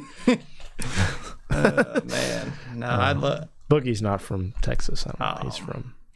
He is? Oh no, I don't think so. Just in case people would wonder. Yeah, but one thing I like to pull up is just look up like McKinney High School football stadium. It's like a $50 million project. God damn. So this is probably about like 30-45 minutes. This is like more North Dallas. I live more east. And that's wild for high school. Yeah. Yeah, I see the high school parking lot. Yeah, this. Oh, that's so insane. There's that one. There's Frisco, I think, and then I think they're. This is 2018. It was built. Yeah, 2018. There's another one being built. Holy shit. Yeah, Frisco. That one was built in like whenever I was in high school. What the fuck? Oh wait, no, this is FC. This is FC Dallas. That's Is that a professional thing or semi-pro? Yeah, that's professional soccer. Oh, got you. But you couldn't tell the difference. No, between the two, no. The first one looked better, actually. Man, which one? Do Frisco? Is it Frisco? Yeah. Is it this? No. This? Oh no, I see the other one coming up, but okay, I get the picture. With this, I think it illustrates a good image for people because this is wild. I mean, I live next to my former high school, Brook Point, and I hear the football games from here where we're at every Friday or whatever. But this, I couldn't imagine. Yeah, I think it's funny because, like, whenever I went to Green Bay, I have family up there, and they're talking about they went to Preble High School, I think, and I think it's like one of the bigger schools in the area. Yeah. And they're like, yeah, this is probably about as big as high school stadiums get, and it's like my school, which was like middle of the pack. Yeah. So you experienced. So was it really like? Was football a big part of your upbringing? Was it a lot? No, as a kid, I was too short to be a big guy and too fat to be a fast guy. Gotcha. So I did baseball. You don't gotta be either. You didn't have like a Rudy moment where were you really big on watching it at all, or? No, growing up, my childhood hero was Derek Jeter, so I was always like a baseball guy through and through. Okay. Yeah. So like, I mean, I like watching like any sport. Like, I could watch professional basket weaving, like. I mean, underwater basket weaving. Yeah. Is astounding. But I'll definitely watch football. Okay, but, so you're here from Dallas, but by way of where? I from what I understand, you travel a lot, or you have for work. Yeah, I try not to. You don't have to. My last job had me going everywhere. Yeah. So whenever I feel like whenever I'm talking about different places, I'm just sounding like I'm talking a bunch of bullshit. No, like, I mean, whenever I lived here, it's fascinating, to know you were in this place. Yeah, so I actually went up to Milwaukee for school, and I was there for 5 years. Okay. And then my job where I traveled, I had for like a year and a half. That was the last job that I had before here. Gotcha. I spent most of my time there in Fort Wayne, Indiana. But I also went to Poughkeepsie, New York, or Newburgh. It's kind of like right in between New York City and Albany. Yeah, I've heard of Poughkeepsie. Yeah. And then after that, I moved to Fredericksburg for a couple months. That's Virginia, Virginia. And I don't know if you ever noticed that new Amazon that got built somewhere. Yeah, that's where I was at. It's right by the airport with a bunch of the Stafford airport or whatever. Yeah. Big old facility. Yeah, there's like 2 buildings, right? 2 or 3, and just overnight, there's a big ass Amazon facility. Yeah. So that's how it works. So you're responsible for creating that and allowing it to infiltrate civil society and take everything over, and you're going to be held accountable when we take you to account, when we hold a trial for all the people responsible for ruining working society. I'm gonna do what like the Nazi soldier, like that's I'm just doing what I'm told. Yeah. I was just because you made you specialize in what like conveyor belts, right? Yeah. So for that job, I was basically after the construction crew made it, I would go in behind them and kind of check, make sure that everything's working right before I would give it to Amazon or whatever. So you're not quite like a big wig, nothing. No, I'm not. No, I'm not. Like you said, you're just a foot soldier. Yeah. You're helping. I'm not an officer yet. Yeah. Just following orders. Love that. Well, no, I mean it's a big place. I haven't seen the inside of it. I haven't looked much into it, but I remember them holding job fair shit for that, and I mean it's no small thing when an Amazon facility sprouts up in your backyard. So. It's definitely a lot. I found a lot more interesting than I thought I would. Like I don't know. Whenever you think of conveyor belts, it seems pretty simple, but the stuff I don't know how they all talk to each other and all that. Like I don't know. I'm not gonna geek out too much here, but you're fine. But that's what brought you here from Milwaukee. It sounds like, right? Did you go? You went to school first, and then you came. Well, you went to New York and you came down here eventually. So that's what's up. So when did you start doing comedy then? Where in the road? Did you get that I shot? did that probably around first time I got on stage was up in New York. Oh yeah. And that was actually probably November. It was like I don't know, whenever Kanye was starting to go off. I'm sorry not to cut you off, but you're just like you're lasering in on everything that's been on my mind recently. I don't know how. Like today, I listened to the New York Times podcast. Sometimes it's like hit or miss, but today they did a whole piece on Kanye and the whole arc of him getting his first Adidas contract to him spiraling and falling out. They did a whole 45-minute episode. So I was like, oh, I have to listen to this because this is going to be fucking crazy. And that was just today. So it's like that would be your example of all things. I'm like, what the fuck is happening? You're like, you're talking about pipe bombs relating to Columbine. And I'm like, I just watched that 2 days ago. So you're in my head. You're Nicolas Cage in my dreams, apparently. That I can't. You know exactly what's going on somehow.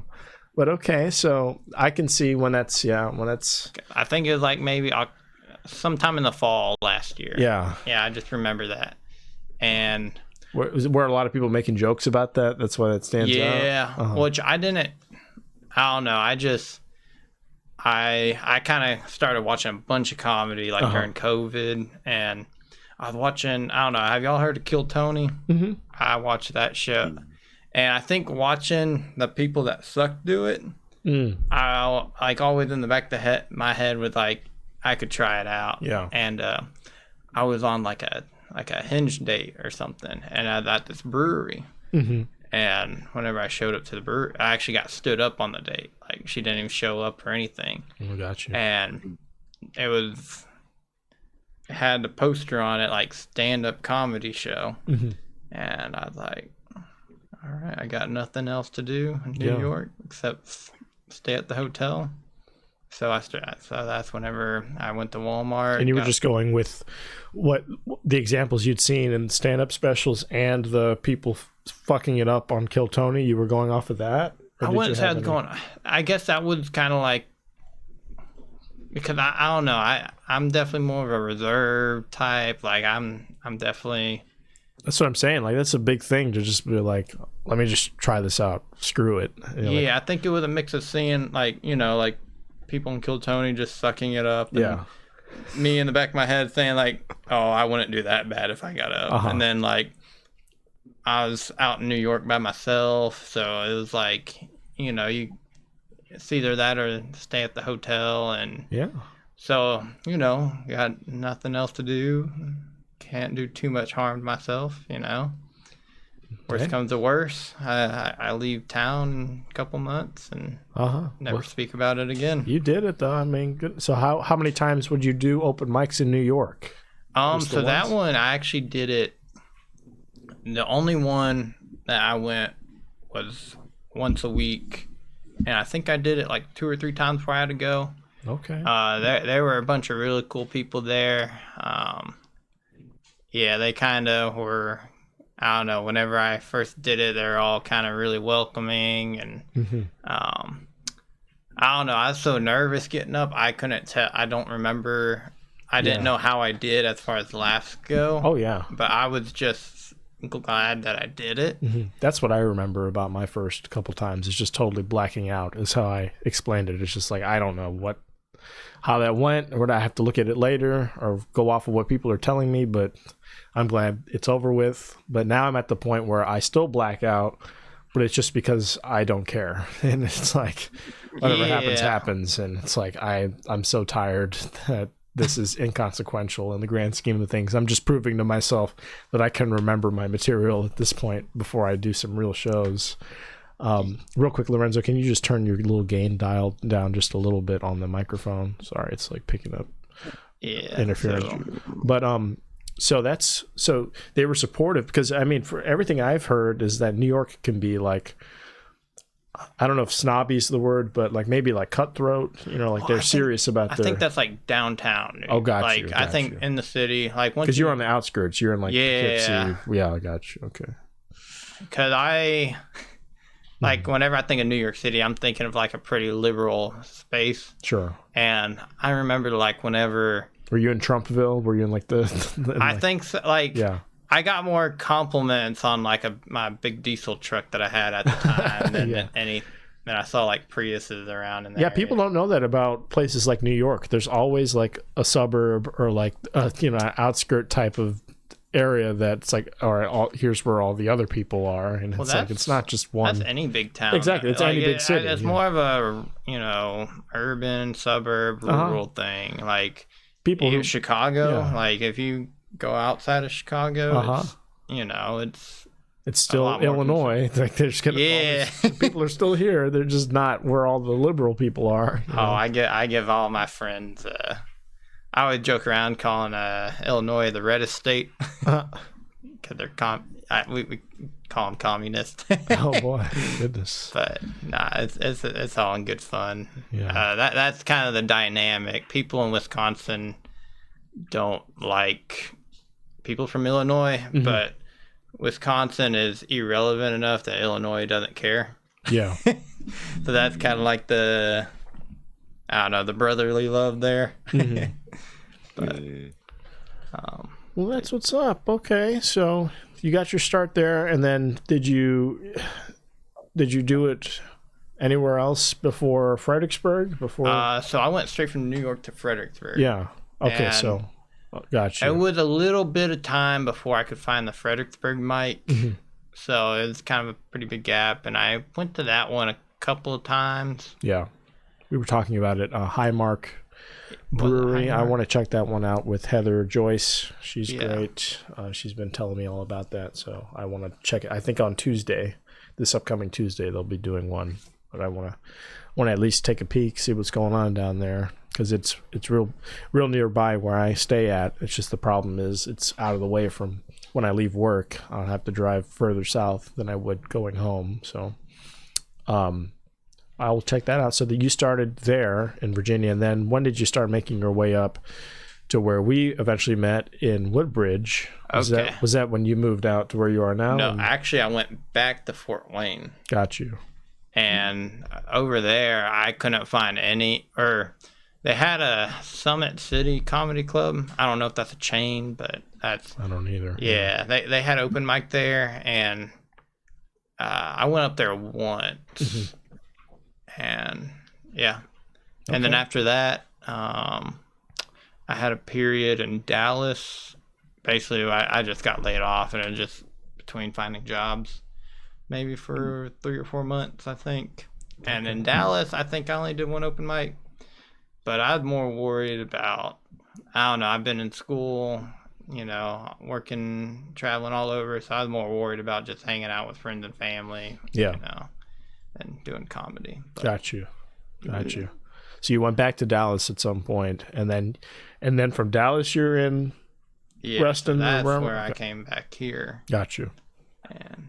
yeah, and then I guess... Was that Woodbridge one the first one you'd been to? I think I went to Electric Palm. Oh, and okay. then someone told me about the Woodbridge. Got you. And that's where I met... Well, they're both in Woodbridge, but somebody tipped you off about Brandon's. The art center. Yeah. Wow, that's crazy, because that had just started, I guess, when you went to the Electric Palm. That didn't exist yet. So that night that we met... had to have been like the second or third time that they had done that mic there, I want to say. So, because Brandon had been doing what Broken Mike comedy with Mike Brown, Mike B, a guy who produces at the Comedy Loft, and the two of them got together to produce open mics all around the area. And I've been on one of Brandon's mics in D.C., one of the Broken Mic shows. That's actually where I would meet M. Fisk, who I'm working closely with now to produce with her production company business, Cheers Comedy. I met her at one of Brandon's mics, but he stopped doing it at the place in D.C. that I was at. It was called Trustees. It was a cool little bar. They had like a school bus that was turned into a bar table and just like all kinds of like knick-knacky shit in there. But it was a neat space for shows.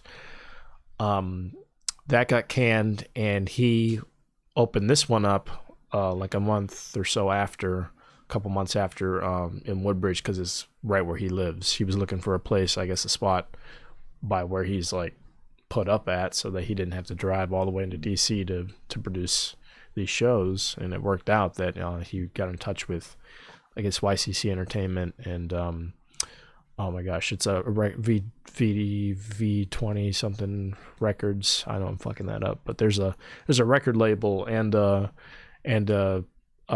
video production company behind what goes on there, because they put out a really nice high definition video of all the performances and shit. It's like, it's no nonsense there, which I really like. It's just it's a shame. I feel like no one knows about it.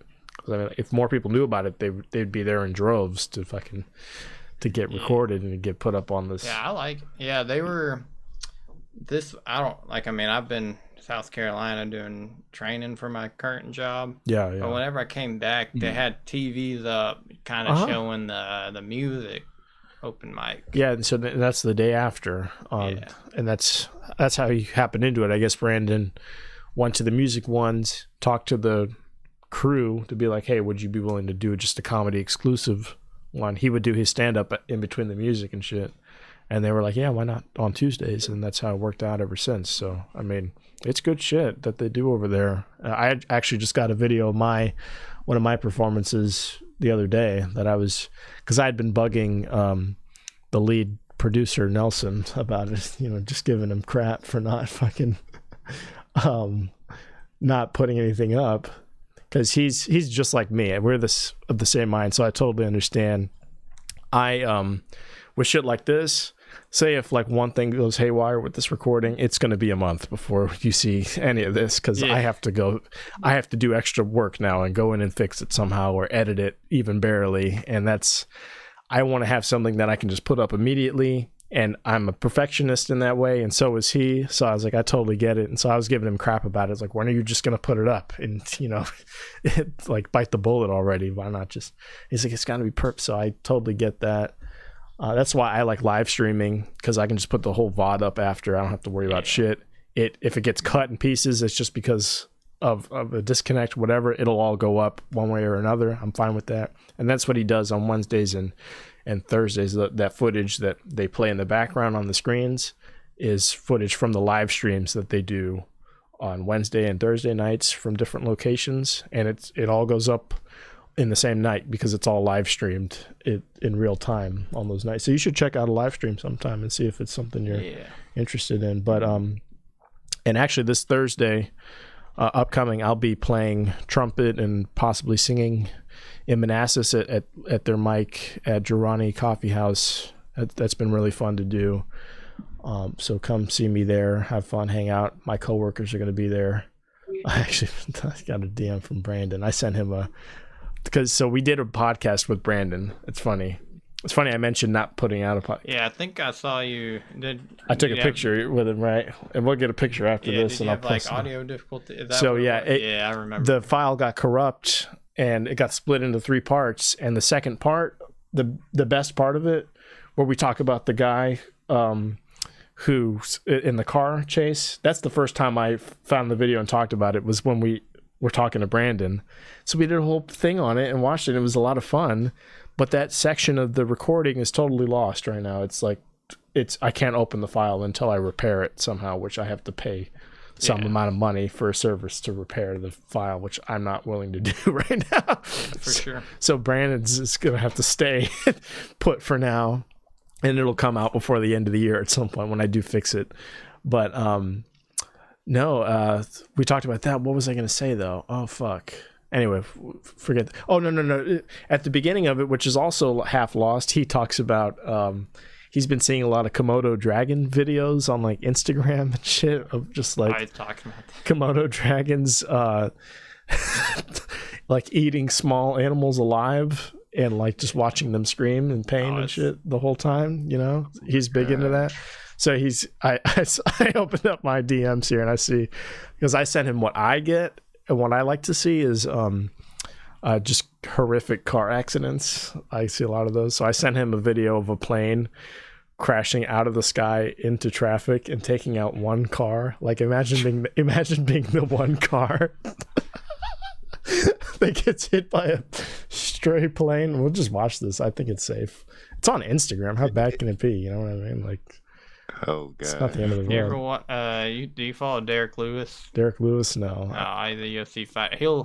Does he do shit like a UFC fighter? He'll like post pictures like this, and his caption is always, "He's okay." Yeah, he's okay. Yeah, this guy's totally fine. Watch this. Boom. And the plane blows up. They're fine. The plane blew up, but he's fine. We assume the pilot ejected at some point. He had a parachute. But imagine you're the one pickup truck driving on this side road that happens to. Man, that's crazy. Just a whole ass plane hits you. It's so wild. Anyway, so I sent him that, and he sent me a bunch of fucking laughing, crying emojis. So I'm glad he enjoyed that. I was watching this one video where it was a Jeep. It was a truck trying to pull a Jeep out of the mud. Uh-huh. And like you're not supposed to use chains because they can, stretch, and when they snap, they can come back at you. Yeah. So bad, yeah. And that happened. God. And, they're showing the Jeep, and all of a sudden, just within a frame, just glasses gone. Cut the video. And then there's the link to, the hospital video. So it went through the guy's... They went through, like, the back seat and the guy's body and all that? Oh. Yeah, like the guy... Yeah, he's, like, laying in the hospital bed, like, with, like, his jaws just... Yeah. Oh. Yeah. Oh, shit. The other thing I like, not as much as the car shit, because at least the car shit, again, you can say they're fine, so what? You don't have to feel as guilty watching that. But I do feel guilty watching, like, horrific, like, factory accidents and shit with, like, machinery and shit like that. That's wild. That's all. I'm sure that hits you deep because that's what you do. Oh man, I was watching the steel workers where, like, they're, like, trying to work with this hot, they're pulling, like, the hot iron. Yep. And a guy's just not paying attention, and it just, like, rammed them right in the back. Yep. Just immediately, just ball of flame. Yeah, and it's crazy. That shit will ignite. I've seen that. I've seen some crazy shit, man. I've seen people buy spinning equipment that get their clothes caught in it, and the next thing you know, they're on an amusement park ride, flailing around. You see all their clothes fly off, then you see, like, blood spatter and shit, and then it's like, then they get wrapped into it, and then people scrambling to shut it off, and it's like, that guy's not going to be the same if he's even still alive. Like, that shit is wild. Yeah, my job, our arc flash safety is, like, a big thing. And, like, our company would, like, just show you videos and, like, pictures of, like, people who, got arc flashed. And it's crazy. Like the skin ripped off of them and shit? Or, some of them kind of look like when you, like, leave a hot dog in the microwave for too long. But it's like flayed finger in their hand. It's just like like splayed open like that. Yeah. Oh my god, that's so disturbing. Let's watch something worse than that. Let's watch my stand up. So this is what like people who look like their moms. It's disgusting. I don't know why it's so loud. Let's push these people into oncoming traffic. Yeah. Do you agree? Okay, that guy dates his mom. Great, awesome. You might have been there for this. No. Is she big? No. Is that what does it for you? Is she big? My mom's big. My mom's a big, beautiful black woman. No, I want to praise my mom because I respect the shit out of her. I would never fuck my mom. Are you insane? You're crazy. I'm just not into that because I came out of that. You know what I'm saying? I came out of my mother's vagina.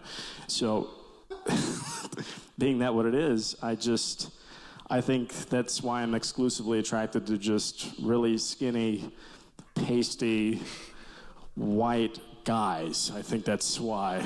I think that has something to do with it. Yeah? You think? That's my working hypothesis anyway. I don't know. Like people who look like their moms. Again, it's like high definition, and he likes to edit and cut all the different angles and shit. So really great people over at YCC LLC. They're doing that. There's Brandon. That was some tough shit. As a black man, I feel like the white should have saw that shit coming. Because there was a couple key indicators. First off, when you see 3 black men skipping, you should know shit's gonna go down. That was a premeditated ass whooping from them. Like, that was already premeditated. Like, that, the fact that homeboy had his hat and, like, threw it out. Like, he did a John Cena. He's talking about the Montgomery brawl.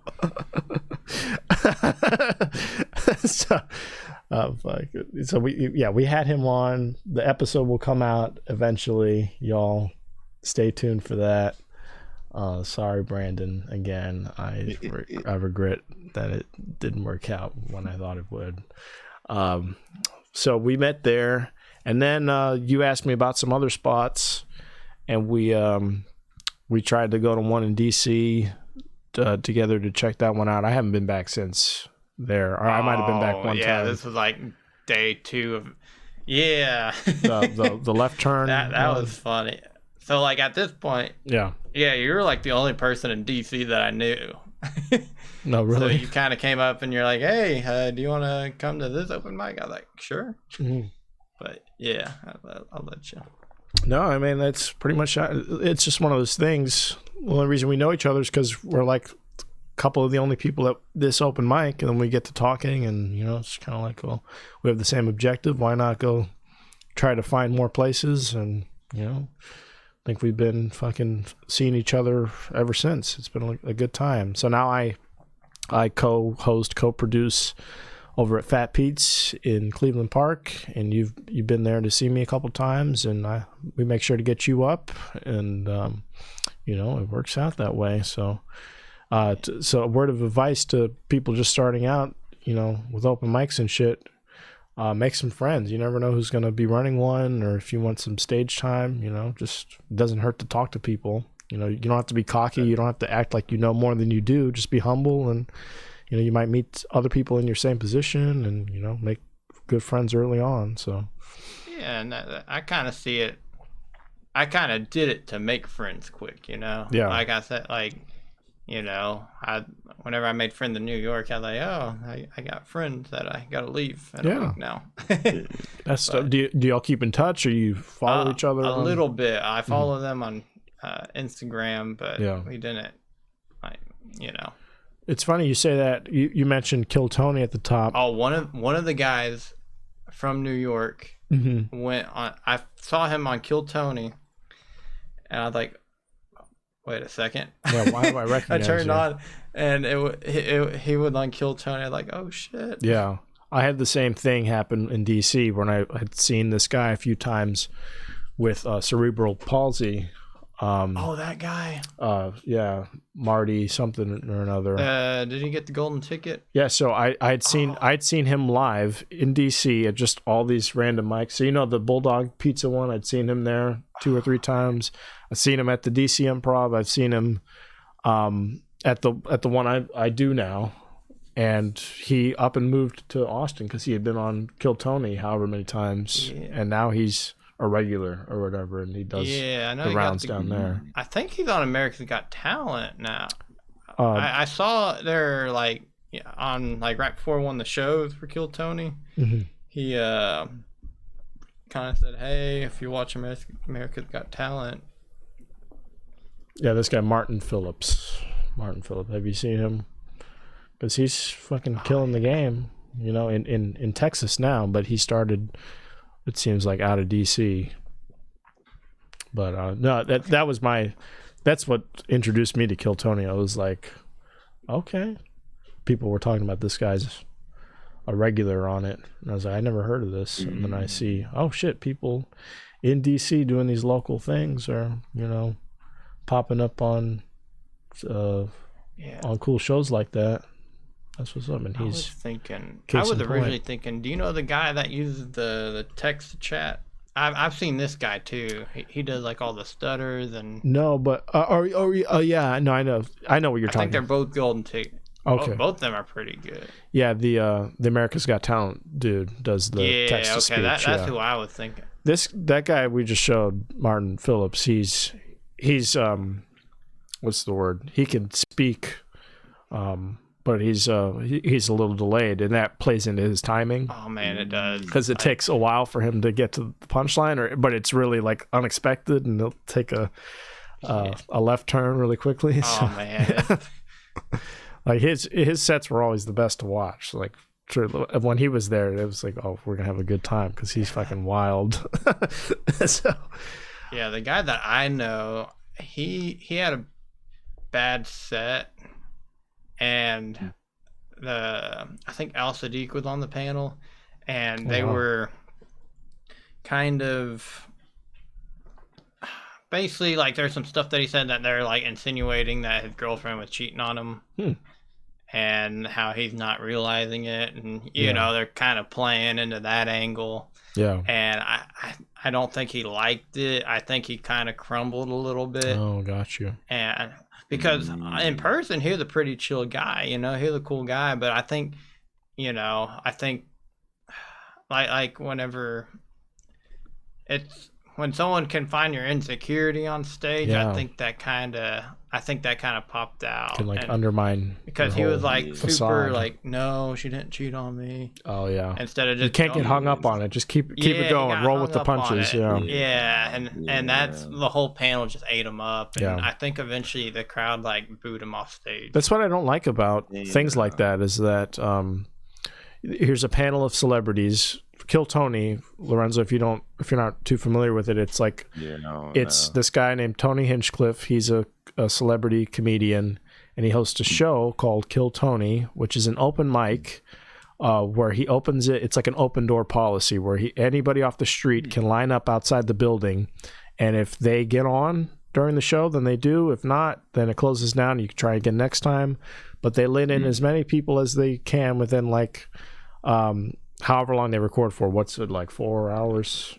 I don't know how long they record, but the Yeah. shows are like 2, like what goes on YouTube. Yeah, the shows are like 2.5 hours long usually.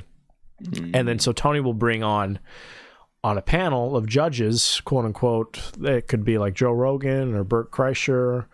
Post Malone I saw was on there recently. Basically musicians, almost anyone in the anybody, comedy scene or comedy adjacent, they'll come on and they'll watch all these open micers bomb. It's a lot of people not doing well, and they get like 1 minute. Yeah, each. 1 minute to impress people. Yeah, so they got to bring their best jokes to debut in 1 minute on camera in front of these celebrity judges, and if they get greenlit, then they get to do however much time longer that the judges want to speak to them. They do almost like an interview, basically. Yeah. So it's like, okay, what brought you here? And then the judges usually roast the shit out of them. And if they take it well, and or if they're able to bounce back and get some shots in too, then they usually get marks for that and they get remembered or shit. And then what's the golden ticket business is if their jokes or if their comebacks are good enough, then they get. I think basically if you just stole the show. Yeah. If you just outperformed everyone else somehow, then it just means like basically you did so good that even though it is random, if you want to come up on the show and go again, they'll let you. Yeah, they'll recognize you because they bestowed upon you. You did the best that night. So I mean, it's a cool concept, and it allows people. I see a lot of people around here flying out to Texas for a day or for a weekend to try to do that shit specifically, and then to get up at other clubs. Yeah. So. Boy. Yeah, good time. My software is freaking the fuck out. I'm hoping that doesn't mean we have another Brandon situation. Like, it's just freezing and shit. So, but we've been going almost 2 hours now, which is really? Yeah. I told you we'll go.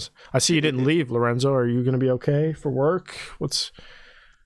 I know. I mean, I was hanging on a little longer. I'll probably check out once we hit 2 hours. Well, we're gonna check out now. I think we're just gonna shut it down to play it safe, so that because I'm playing with the cable now because I'm really fucking nervous that this is not gonna be salvageable for a week. But I'd love to have you back, and you don't always have to come here in person. I know it's a little bit of a drive because we could do interviews over Discord remotely too. So if you have like a webcam or your phone, even we can always do this again. It was fun. I enjoyed it.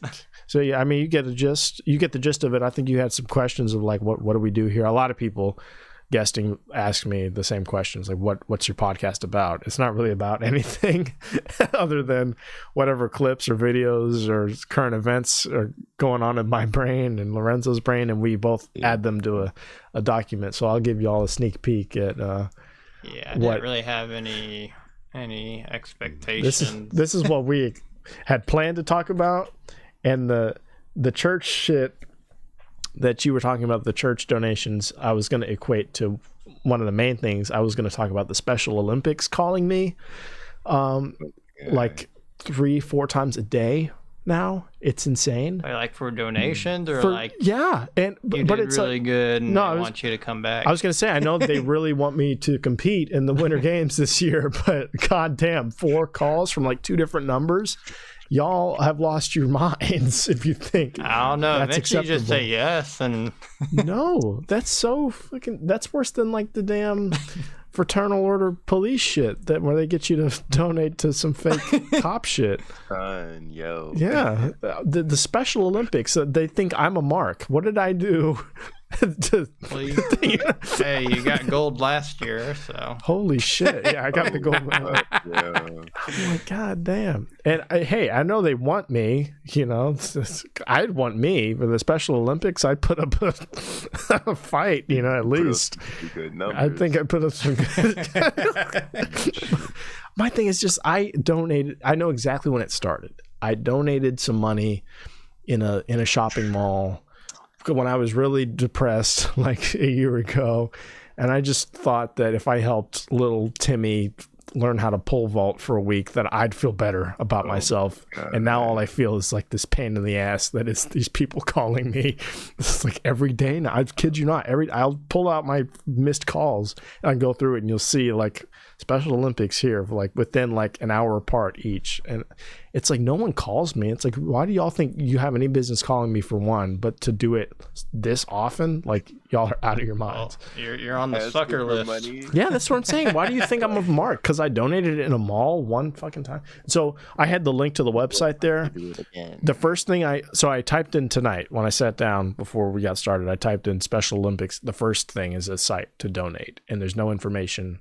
I'm like, is this a scam? Is this just totally a scam? Because I had to dive a little deeper to find a web page that explains what the service is or what the money's going toward. But the first thing is just like very minimal explanation. Donate here in different quantities and or a space for your card info. And it's like, this feels like I got scammed, and like maybe I can trace back like fraudulent purchase attempts to like the day I fucking gave them my $20 or whatever I gave to these two people manning this mall stand, this mall kiosk.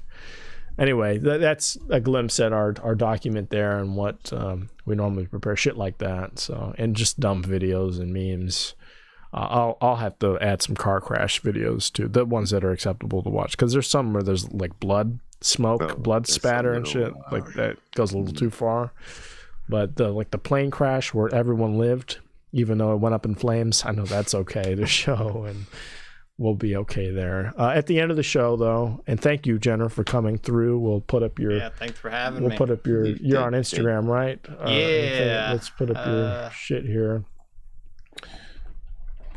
Jenner... I don't know if it's Coco or Coker. Yeah, that's me.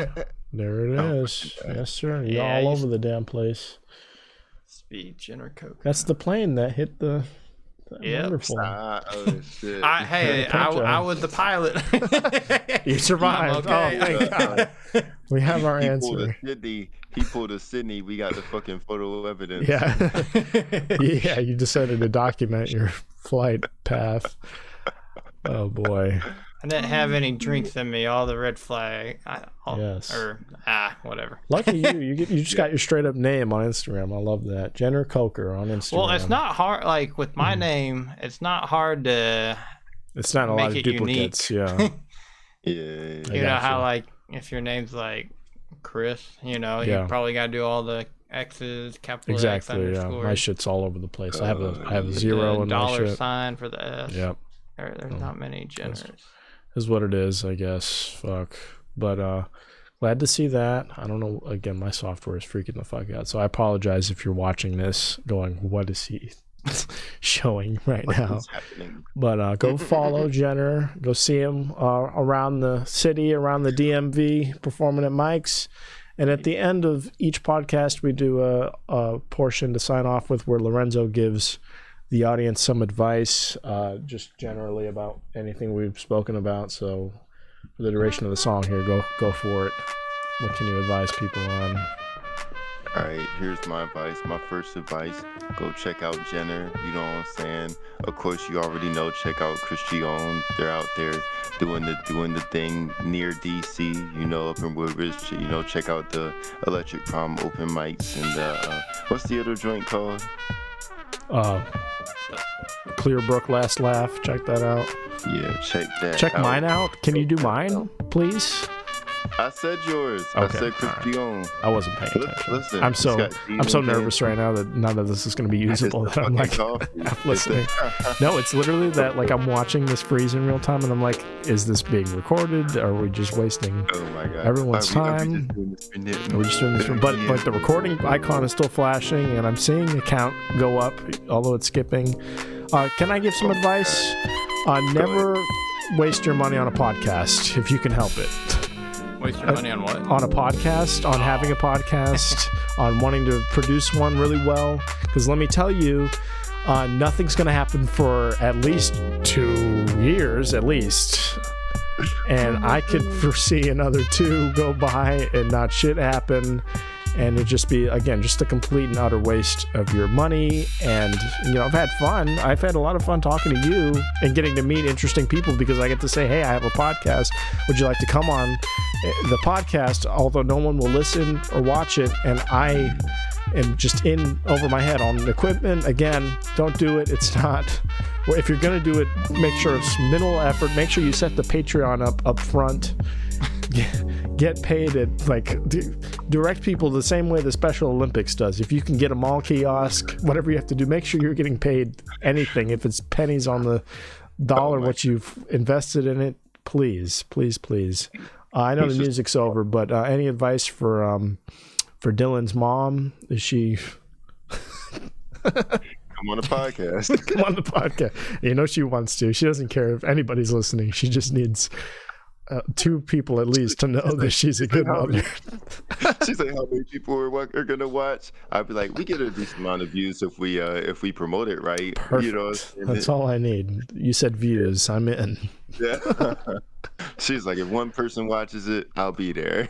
I'm straight. That's it. Holy Thank you shit. again, Jenner. Thank you for coming through in person. I know it's not. Again, I know it's out of the way, so we appreciate that. Oh yeah, I appreciate y'all having me. Come back anytime. All right, y'all. Peace out. We'll Catch us on the next one. However we do it. Yeah, no, we'll figure it out. You'll be back. Yes, sir. Now you're addicted. You see how it works. You're fucking. Oh my God. You're gonna come correct with all types of videos and shit, and it's gonna be a good time. We're gonna have I was blast. thinking if I were to do it, I think I'd make a new account and put comedy stuff on it. But a new account. I was gonna say too, I forgot to mention to you that we the curtain behind me allows for you to test out material here, and then we'll play sound effects or whatever while you do stand up. So next time if you want to practice, I definitely have to prepare. Yeah, so you're welcome to do that. I know I've been working on getting like a 10 minutes that I can go without memorizing, but I feel like I can do it, but it's like if I'm like looking at it, I'm like, okay. Yeah, exactly. You know, like you could do that too. You can bring your notebook and put it on the just like an open mic. So it's up. Yeah. We won't do that now though. I don't know. I'm trying to get off that crutch. Yeah, I get that. I have to do that on. Oh yes, thank you. I have to do that on next Saturday. I'm doing a showcase, my very first paid event, and I'll be. Thank you. I'll be hosting. So I gotta bring everyone on stage, and open it up too. So I'm doing like 10 minutes at the top of that, memorized, which I'm confident about. So yeah, getting to that point is definitely something that you should. Yeah, well, good luck with that. I'm actually gonna be flying back to Dallas for Thanksgiving. Yeah. So fucking have fun. Good luck with that. Have a good time. Yes, I'll let you know how it goes, and it'll only be a matter of time before you get on some shows too. You know, just keep at it. We'll both keep doing our thing, and I'm sure we'll see each other go on to great success in local comedy. So all right, y'all, we're out. Thank you for watching or listening. If you watched this far, in the words of oh my God, yo, Hassan Minaj. Thank you so much. Oh damn. Oh boy. All right, we're out. Bye. I hope this fucking recorded any of this. I'm so scared. I'm so nervous.